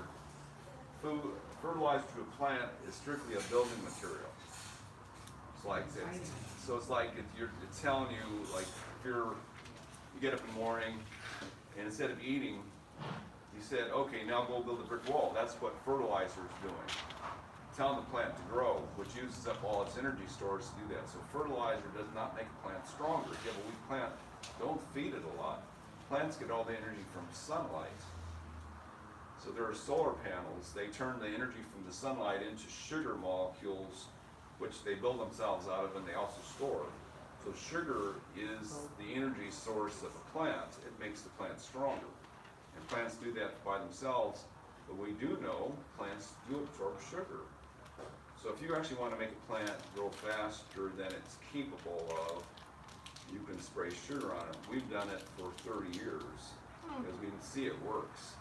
So if you want to try it, the original formula was molasses, but we use table sugar now because molasses makes all the plants turn brown. But the original formula was, if you want to know, in 1 gallon of water. So this formula came about, university back east was growing cuttings of hardwood trees. The cuttings would start rooting, but they wouldn't finish because the carbohydrate storage in the cutting had dropped too low. So they invented this formula to spray on the foliage of that cutting so it can finish rooting. Someone in Paulsbury's got a hold of that. They said our orange trees up in the clouds never flower fruit because it's too cloudy here. They can't get enough energy. So they saw this, sprayed their trees with the sugar and got them to bloom and produce fruit. So back in the 80s, I saw that, what they had done, and so I did the acid test. I had a plum tree that was making it was a big plum tree, hundreds of plums on the tree, but about 5 per branch. So I sprayed one branch with the sugar spray 6 times in the fall when plums are storing the energy for next year's crop. And I got 28 plums on that branch. I'm going, okay, that seems to work. And it also makes the plants grow like weeds. So 1 gallon of water was 1 ounce of molasses, but you can substitute Karo syrup or just table sugar for that. So 1 ounce of sugar, 1 ounce of seaweed, and 1 ounce of fish. So the fish emulsion is the mineral nutrients.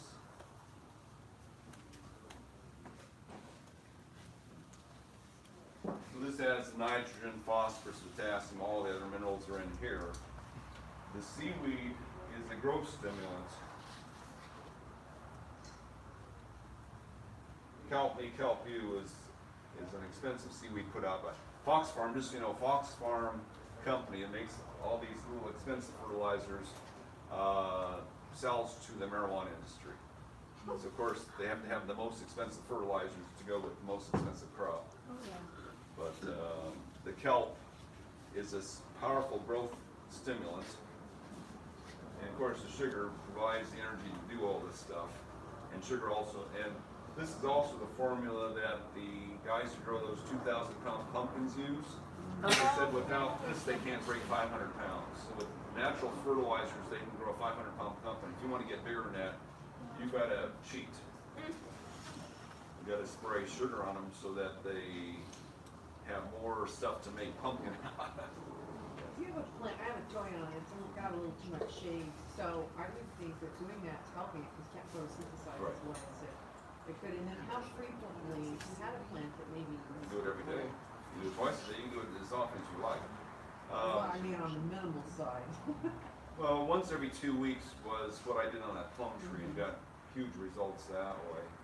At the nursery, we do a lot of plants once a week. If we want them to grow fast, we do them once a week, and the leaves get like 50% larger than normally would because of the seaweed. The seaweed makes things grow huge, so they grow faster, grow bigger, you get bigger stuff.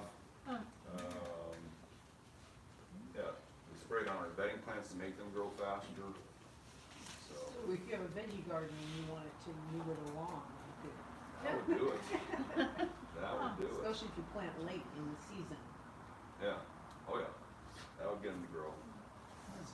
What about when you spray the sugar water, does it draw a lot of ants? You get an Yeah. ant problem? They're lazy. They just eat the sugar. I mean, you'll have to control. Ants are the worst thing to have in your garden in general because they promote sucking bugs. Because sucking bugs excrete sugar.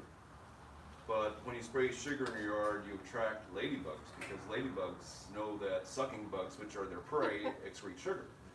So if you spray sugar around, you get lots of ladybugs, a lot of lacewings, all the predator insects come and check it out.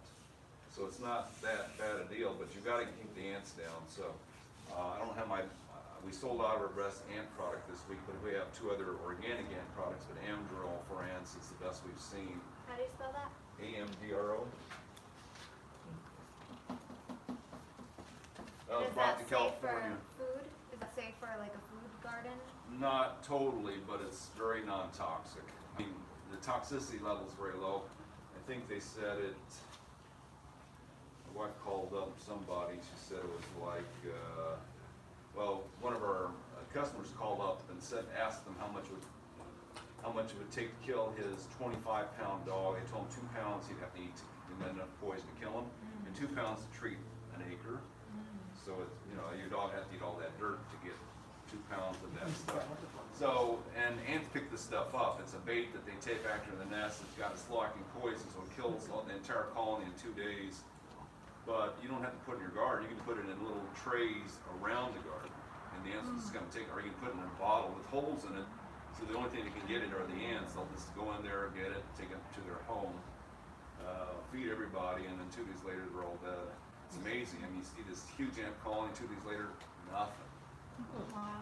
We had a whole condominium complex come and buy this stuff, and they said they got rid of all the ants in the condominium complex. So it works really well, but I'm out today. My next weekend. We sell a lot of that product. But you keep the ants out of your yard, then you don't have as many aphids, whiteflies, scale, mealybugs. The ants promote all those bugs, and they protect them from the predators. So if you don't have the bodyguards around, then your yard is a lot cleaner. You're saying, so if you don't have the ants, Right. the ants in the bodyguard. Right. But they also draw in the other, like the lacewing. Right, the sugar does that. Okay. So do you just put it on the plants, or do you put it on the soil around the plant also? Well, it's interesting, if you spray sugar on the ground, you will feed the nitrifying bacteria that are in the ground. So like legumes, they help make nitrogen because your roots give the nitrifying bacteria in the ground sugar, and in return they get the nitrogen. So they found out if you spray sugar on the ground creates nitrogen. I don't think it's cheaper than fertilizer though. I don't know, sugar's pretty cheap though. So you just spray your plants, the excess falls on the ground. I mean, most of them will get on the ground anyway after you spray them.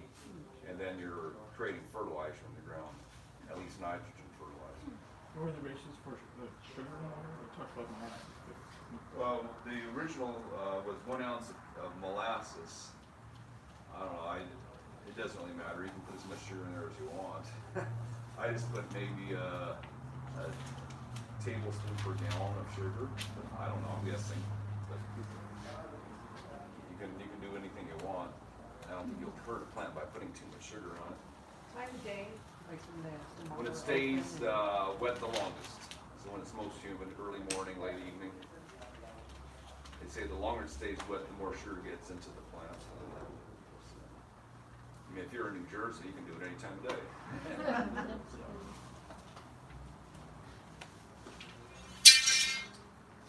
Okay, I think that's everything about fertilizer. So Gary, moisture meters, do they not sell any that are a foot long? They only sell. Well, the ones that work in farms are, you have to install permanently, and so they can only check one spot. So it's, in a yard, in a home yard, it's not very useful because everything's different, every part of your yard, you got different plants, different exposures, all that. So a rebar in the ground is as good as anything, just walk around your yard once in a while and see how deep you can push it. So for all my citrus trees or fruit trees, it should go down 12 inches. Right, at least 12 inches. I mean, when we were having the El Ninos back in '98, I can take the rebar and go down 3 feet in my backyard. You know, nothing looks bad at 3 foot of moisture, everything looks great. So, you know, in any part of the country, you can push rebar in the ground 5 foot, 10 foot. I mean, any place else, the ground is really wet, really deep. Here, it's just, we're just too deserty right now. So, Just a quick question for, garden, raised bed, if you're starting fresh, then what mix, are you all sandy loam? But we have people who actually buy over 100 bags or ask them to fill their vegetable gardens because they've used them, they like it. It's expensive, you know, dirt is cheap. You can fill the back of a pickup with 1 scoop from a loader for about $20, which is about 18 bags of this, and 18 bags of this would be about $180. So what's that, 1/9 price? Is there something maybe that we should add to sandy loam to balance out, just fill your bed up with? Sandy loam's perfect dirt. Any farmer would love to. Pardon? Larry's building supply, Larry's listening. And you just tell them how much you want to increase it in the bag. Okay, so they'll put in bags for you too. It's heavy. Sandy loam is heavier than dirt, heavier than sand. The amount of sand weighs 100 pounds per cubic foot. Dirt's heavier than that. Would you talk a little bit about leaving the leaves and the grass? That's our next one. So, mulch on top of the ground serves a lot of purposes. So, I mean, primarily it's a food source. So if you know, in nature it's just dead leaves. If you have enough dead leaves, you don't have to fertilize anything. If you keep the leaves in your garden, like you prune your trees, shear your hedges off, leave everything intact, you don't have to feed it anymore. They'll just live off of that. That's how nature's supposed to work. Whereas your garden keeps blowing everything away. But try to keep it in your yard, and then you don't have to feed as much. The other thing that mulch on top of the ground does, so in an orchard in Texas, they did some studies. Bare dirt, the day's about 90 degrees, the soil temperature a foot deep where the roots are, about 120. Roots don't like it above 85. When they had 3 inches of mulch on the ground, it was 83 degrees a foot deep. So the mulch on the ground makes the soil much more inhabitable to the roots. So if you don't have any mulch on the ground, your roots can't exist near the surface. They just burn up. Can you imagine how hot it was in the ground when on that 112, 114 degree day? Oh. Yeah, the roots just got killed. Oh, That might have been, that might have been what caused all the plant damage, the fact that all the roots just burned up. But if you have mulch on the ground, they would have never exceeded anything above what they would normally want. About 85, 86 degrees is the max the roots like to go. There are some plants that like it hotter. Like you found out that zoysia grass that they use in Palm Springs loves it to about 120. And we think plumerias like hot dirt. We think citrus like hot dirt because you have them in black plastic pots. Boy, they seem to be really happy when it's really hot. So apparently some plants, the heat doesn't bother them, although, in a black plastic pot, of course, you touch that on a 100 degree day, you can't touch it. It's really, really hot. So they found out, so one note about containers, like if you live in the desert, you would mark which side of the pot was north, because generally in pots out in the hotter areas, you lose 1/3 root system on the south side. So be careful when you have plants in containers. If you do this in the middle of summer, you can wipe off half the root system or more. You keep turning it around in the summer. So they, in the desert at Palm Springs, they said they always mark the north side of their pot so they know which way to face them. So if they move them, they'll keep them facing the right direction, because you can burn up your entire root system in the pot.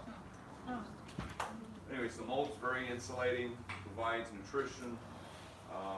They also know now that mulches, if the nights are humid, and we certainly get humid by the coast, mulch will generate water. So that some farms up in the central, western part of Washington State said that after they put 18 inches of mulch on the ground, they haven't had to water their farms ever since. They said they used to be bone dry in the summertime, but they look at the forest nearby and they were lush and green. They walk in the forest, they said all the dead leaves and all that stuff on the ground was just soaking every morning. So they decided to cover their farms with mulch, and they haven't had to water now for close to 40 years since they've watered. How close, because I've been told that you can't get mulch like right at the crown of the plant or close to it. Is that true, or how close can you get the mulch to the plant? Well, to the actual what stem? our theory is, if the plant comes with, if the plant's growing in mulch, it's almost rotten anyway, and you put mulch on top of that, it'll just totally rot out. If the plant's growing properly, there's nobody in nature that clears mulch away from tree trunks or plants, and then the average is 5 inches deep. And in some areas, like a friend of mine went down to, wanted to check out the avocado trees in Guatemala where they're native to. He said they dug through 5 foot of dead leaves underneath those trees. And you can go up to the Sierras and dig underneath the oak trees on the Sierras. There's a couple feet of dead leaves underneath those. So it can be really deep as long as the roots are healthy and in the right soil to begin with. But if you plant a tree that's in compost and bark in the ground and you put mulch right up to the trunk, you probably rot, contribute to the rotting out. So we think a lot of the practices they do in the industry are just compensating for the fact that we're growing plants incorrectly, with the wrong soil and everything. So you just leave the leaves from the citrus fruit as it just right there? Yeah, nature, that's what they want. They want their own dead leaves underneath. So, now as far as disease goes, what they found out on a lot of plants like rose leaves, they would say, get rid of those if they're diseased. Well, they found out that most diseases that are on the leaves are only active until they hit the ground, because they said on the ground there's so much biological activity going on, those diseases don't have a chance, they get consumed. So the bacteria and the fungus on the ground wipe out the diseases on those old rose leaves.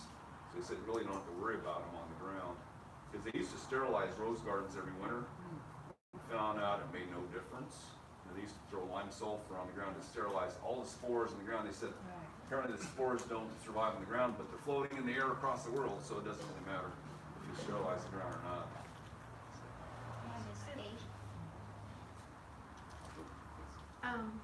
If your citrus tree, you've been battling leaf miners, if I'm saying it correctly, just things that I've read said get rid of the leaves completely, don't let it, it will go back into the ground and be bad for your citrus. No, I don't see any problem. have to worry about I that. don't even cut them off. You just leave them on the tree. They're still Oh, functional. really? Because I was like, oh, because they were doing really good, and I thought, well, some say cut them off, and On the leaf miner, there's supposed to be 9 natural predators going after them in California, so they don't worry about them too much. It is unsightly though. yeah. But one year, I just left all the damaged stuff on there, and the next spring, it was just a twig with all these shriveled up leaves on it that was this long on one of my lime trees, and I said, I'll just leave it there. The next spring, it had created lush growth this much off of what was looked like an ugly twig. I couldn't believe how much that ugly twig grew that spring, so I said, okay, I'm gonna leave this from now on. If it can grow that much off that shriveled up stick, then it's not worth cutting it off.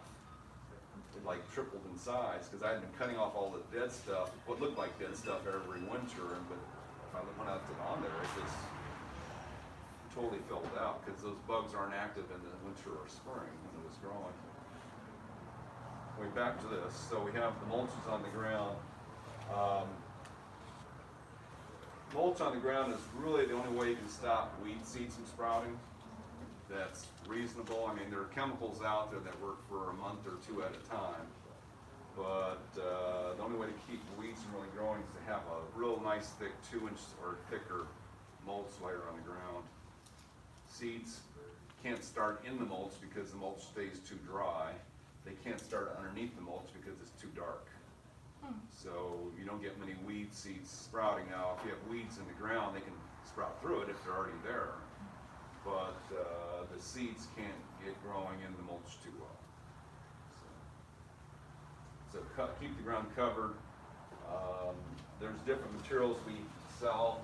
Of course, you can use almost any compost as a mulch, but you'll have to redo it every few months because compost cures fast in the garden. The slowest decomposing thing is redwoods. This is redwood bark. You put this out there, it looks like a gorilla had a fight, an orangutan had a fight in your garden. But it lasts 5 years, 7 years. Of course, it's not very nutritious.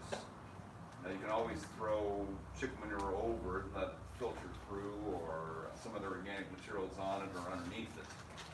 But this will keep the weeds out for a long time. And you use that as a compost? As a mulch on top of the ground. Mulch. I did my rose garden in Redwood, this is back in the 80s. One time, never had to redo it.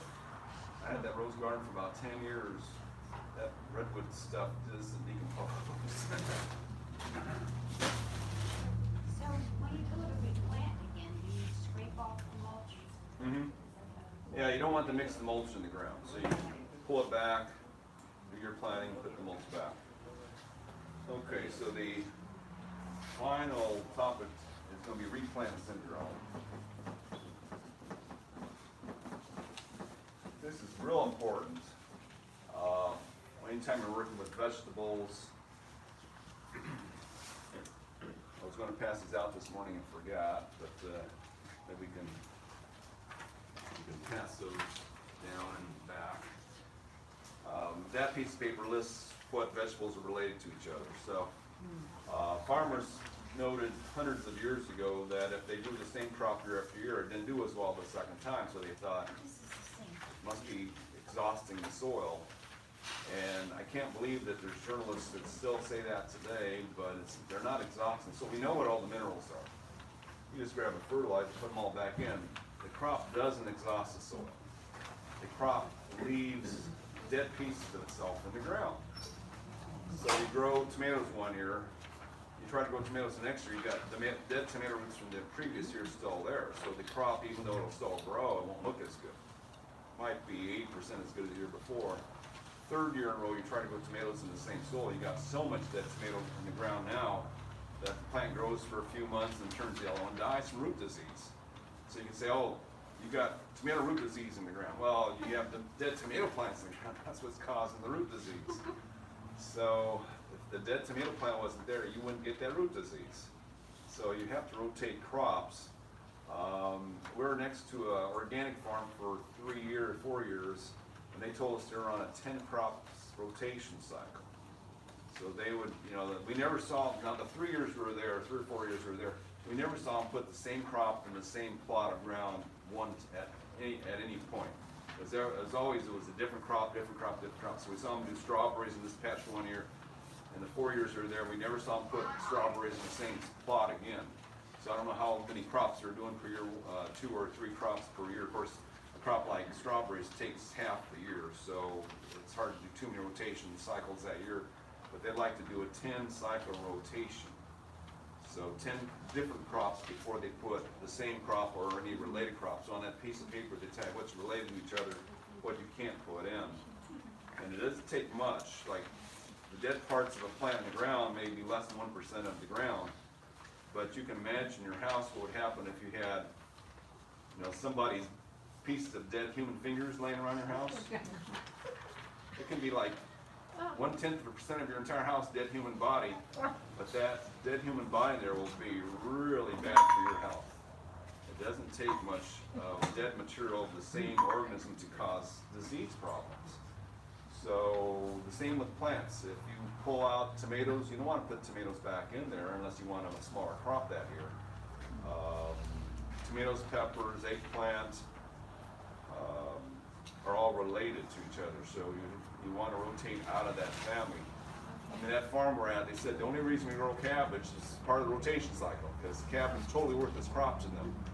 They can pay for maybe their labor, and that's it. But they have to rotate, so they grow those crops that don't make any money for that purpose, so they can get back to strawberries where they make all their money. So that happens with any plant. So back in the 80s, we've been about the rose replant syndrome. You have a rose in the garden for a few years, you pull it out, put another rose there, the thing doesn't do anything. Even though the rose next to it, one of the original roses is growing fine, the new rose doesn't do anything.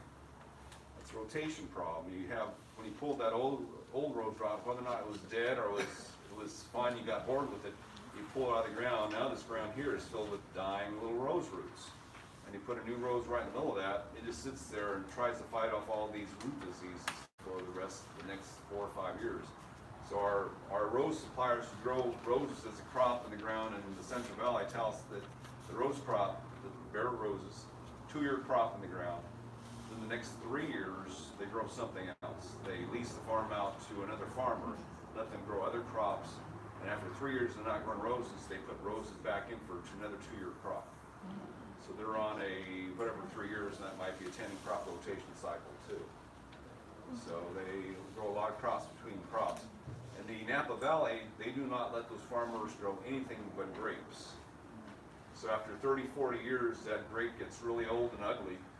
They pull out all the vines, leave the ground fallow for 10 years. Of course, they leave it fallow for 10 years, you're growing weeds for 10 years. They're not allowed to grow any other crops there. So they have to waste those 10 years, and then they can replant the grapevines again. They said, oh, the ground's been recharged. And they don't know what's going on. They said the ground's been recharged, it's now full of energy again, so they can grow another grape crop. Well, they just can't grow grapes where they have dead grape roots in the ground. That's all. If you do want to replant a rose out in the same spot because that's what you have, and how big a hole would you have to dig out, put your dirt into to prevent? Proper question. So one of our employees who had a 100 rose garden liked to pull out 20% of his roses every year. He got tired of them, put new roses in. He said 1 bag of our acid mix surrounding each rose, he saw no problems with that. Yes. Top potter, either one of our potting soils would work just fine. In apple orchards, So that's a hole about. yeah, it'd be a little over a foot wide, maybe a little less than a foot deep. So if you put that in instead of the soil that was there, then Right. they could grow. Right, it would grow just as well as the plant next to it. By the time you reach the Now, hole, it's really good. fruit trees need more dirt. Of course, we don't need fruit trees to grow big, but I met a guy who was, one of our customers he worked in an apple orchard in college. That's what he did when they ran over, backed into a truck with one of the tractors in the orchard. They pulled the tree out. He was responsible for making a hole 3 foot wide, 1.5 foot deep.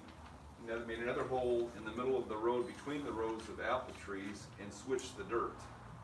And he says he thought he was just doing it because for an exercise or something, because he didn't know why it worked or what he was doing it for. He thought it was just busy work. But that's what they do in orchards. They replace half the yard. It is 3 by 3 by 1.5 foot deep. Is half a cubic yard of soil. And University of California, Davis confirmed that if you replace it, you quickly get a 10-foot tree. If you don't replace it, the tree actually declines in health. You put a new tree in there, it actually gets smaller and smaller. And I saw this myself back in the 80s. I would pull out a healthy apple tree that I didn't like, put another apple tree there right in its place, and it actually shrank for 2 years, and then slowly rebounded and came to life. But the old apple tree was only in there for 3 years. In there for 3 years, didn't like the apples it was making, so I pulled out, put a new apple tree in, and it actually shrank, then started going again. By 5 years, it was fine. So I was thinking, I have an orange tree, and it's getting real old, I need to could I plant another orange tree, say 12 feet away? Would it be 12 foot bothered away by is- the roots? Yeah, there's still orange roots there, but there's very few, so you'd be fine. If you planted something unrelated, it doesn't care at all. So, like in my rose garden back in the 80s, before I knew about this replant syndrome, I'd pull out, put the new roses, they weren't doing anything, so I just pulled them out, put hibiscus there. And the hibiscus were just fine. They grew, just 5, 6 foot tall, did fine, like there's nothing wrong with that soil, but it wouldn't grow roses. So as long as it's not related, it doesn't care what was in the soil before it came in. So in nature, that's why we have what's called succession, or a tree falls down a forest, the tree doesn't grow right back unless there's a fire. Fire sterilizes soil. So a hot wildfire allows the same trees to go back right away because it's sterilized. They said that fire only sterilizes soil about 8 or 10 inches deep, but that's the major part of the plant's root system, so the trees can go right back after a fire. If there's no fire, then flowers grow, grass grows, then bushes grow, then 20 years later the tree grows back. They said in the Amazon forest, no fires. So in the Amazon forest, they said the average distance between trees of the same type is 70 yards. Because they can't live in a place where an old tree of themselves died, so all these different trees come up. So they said, yeah, the rainforests, they said all the trees look alike, because they all do, but the incredible diversity in the rainforest, whereas right here where we get forest fires, all be the same trees, because they can grow where the soil got sterilized by the fire. So there's, in an ecosystem, there can never be one dominant plant. There was a study done in Arizona, I saw, University of Arizona went to this, they said this canyon, this microclimate should only have one plant, but they can't find this microclimate with one plant because, and they didn't know the reason. They said, this one valley, this one little canyon, it's either mesquite or it's cholla cactus, but neither one dominates.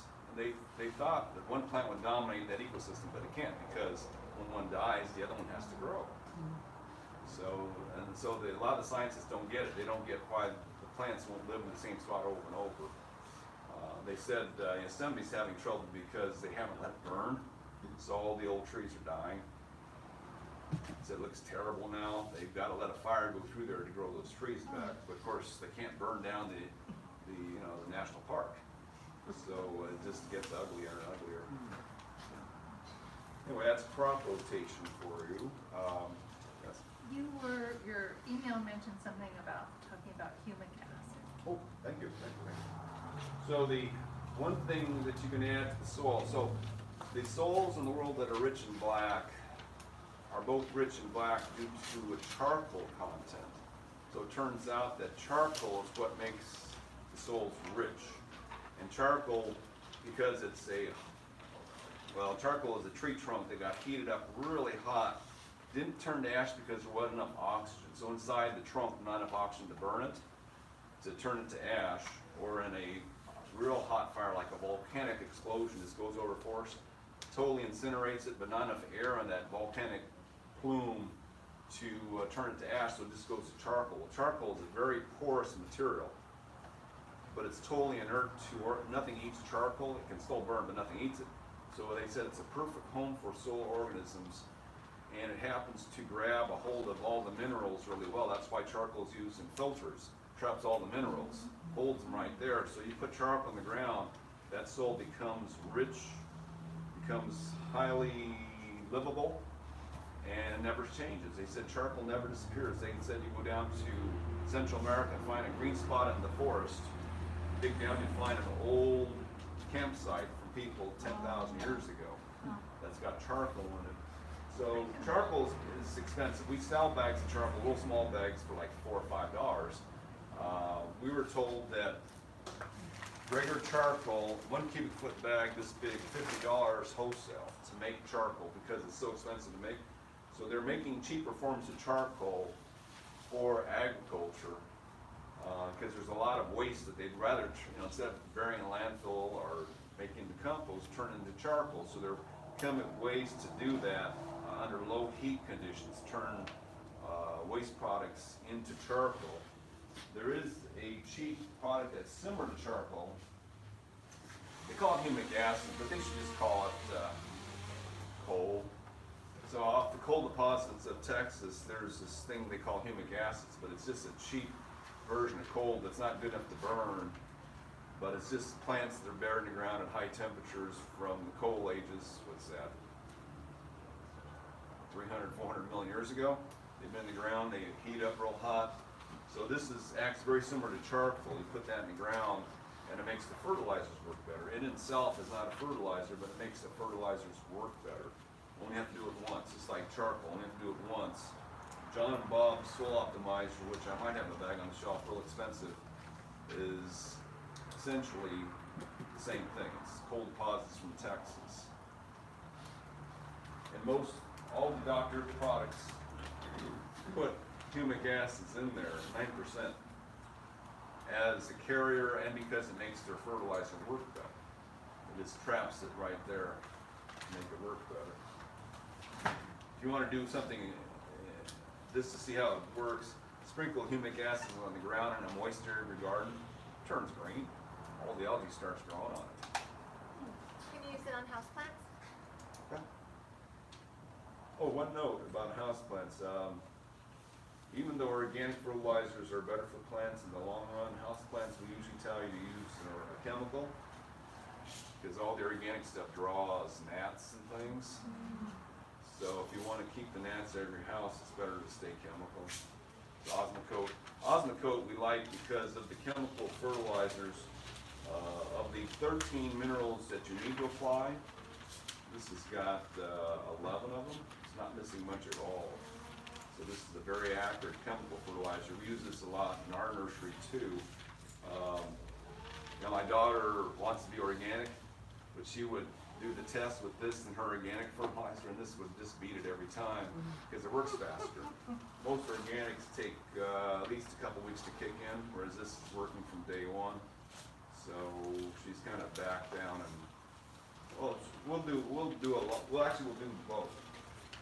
We'll do a lot of our plants. We'll put both chemical and organic in there, especially when we're using our potting soil, because our potting soil, especially our acid mix, is totally sterile.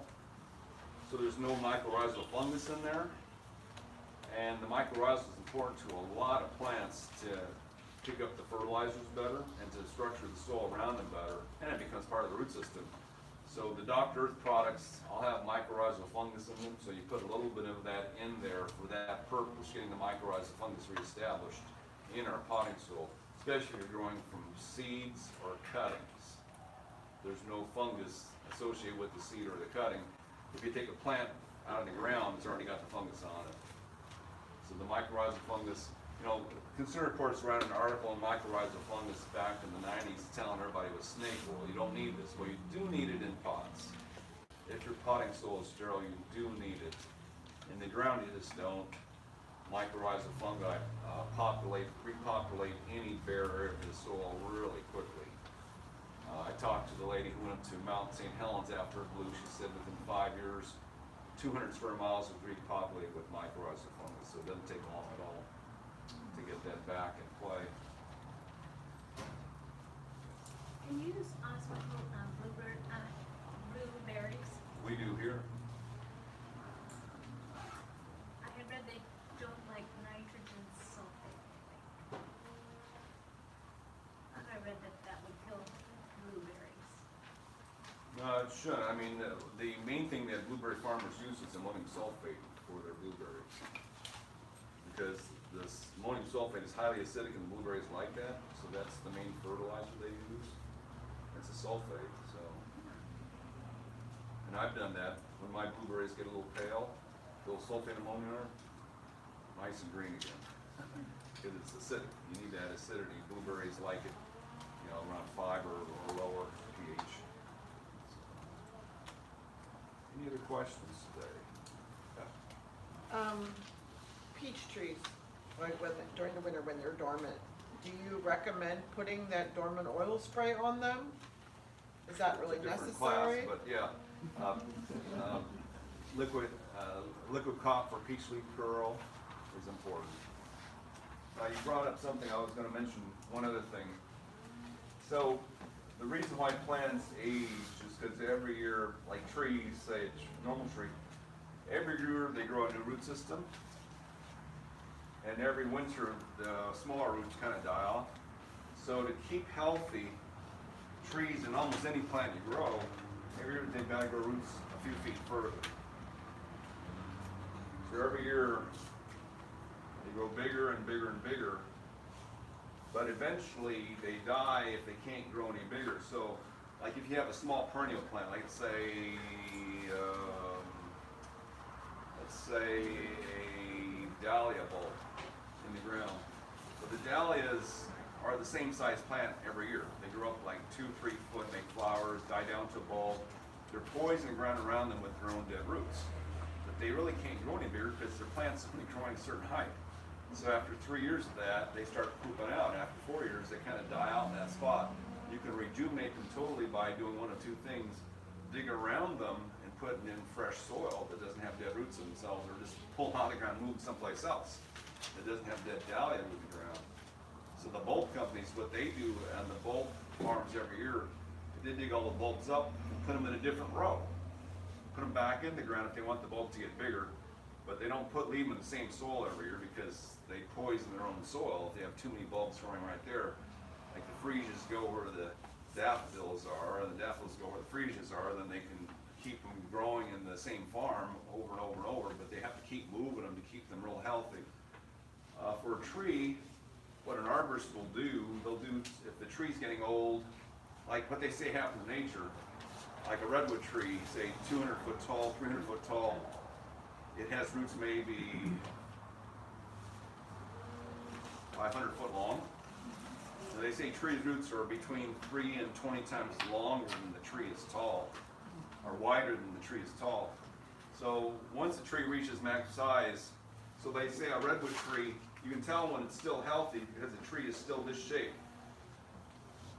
Once it reaches maximum size, it starts getting real ugly, and then it dies relatively fast. And in the life of a redwood tree, it might be healthy for 3,000 years and die in 100. And that's because it can't grow roots further out anymore. It can't support that growth. So when it starts retreating in its own root system, it gets really unhealthy and dies pretty quickly. So as long as they can continue growing bigger, they can stay healthier.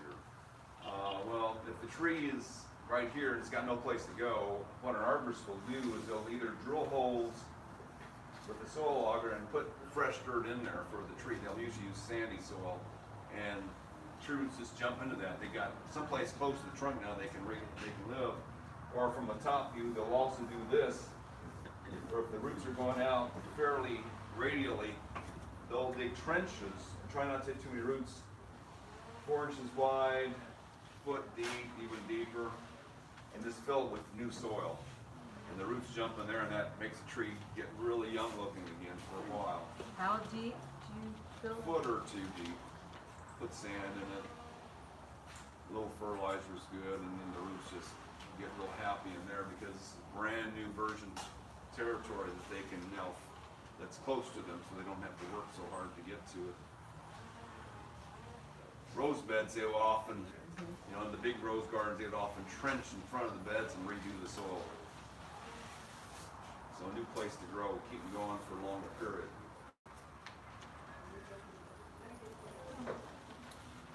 I have tomato plants growing in the same pot for several years now, and they just keep reproducing. Is that okay, or? If it's still going, tomatoes are interesting. So the hybrid tomatoes were hybridized and selected for their root disease resistance. So if you've got a Better Boy or a big, Big Beef, or you got a yellow, Lemon Boy, those things, they can live for years and years and years in the same soil because they're bred for that. The tomatoes may not be as good as some of the heirlooms, but they were bred to live among the dead. So that's what they developed those tomatoes to be, is so you can plant them in the same soil over and over and over. I mean, 4 years is pushing the limit though. We had a Big Beef, lived in the same, went through 3 winters, is on his 4th year when he finally gave up. So that's, but you know, usually an heirloom would never make it the 2nd year. They're just not meant to live in that kind of soil. But a lot of the hybrids were bred for that, to make it easier for you not to have to rotate your crops.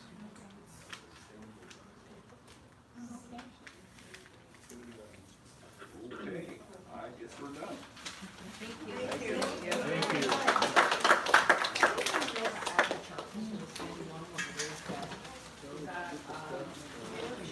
Well, we have the cheap version, Is that a good idea? Just to, Oh, just do one. You don't need much, it's like, except the rich type soil, they don't need about 2%. so in numbers, what do they got? They give a 4x4 bag. So this one has recommendations, flower bed, 1 to 2 pounds per 100 square feet. I mean, if you just dust it lightly so the top looks fairly dark, that's all that it ever does. For some reason, a little bit of charcoal makes the soil just a little black. Doesn't take much. I guess it's like your toner in your office. You get a little bit on the flour and everything turns black.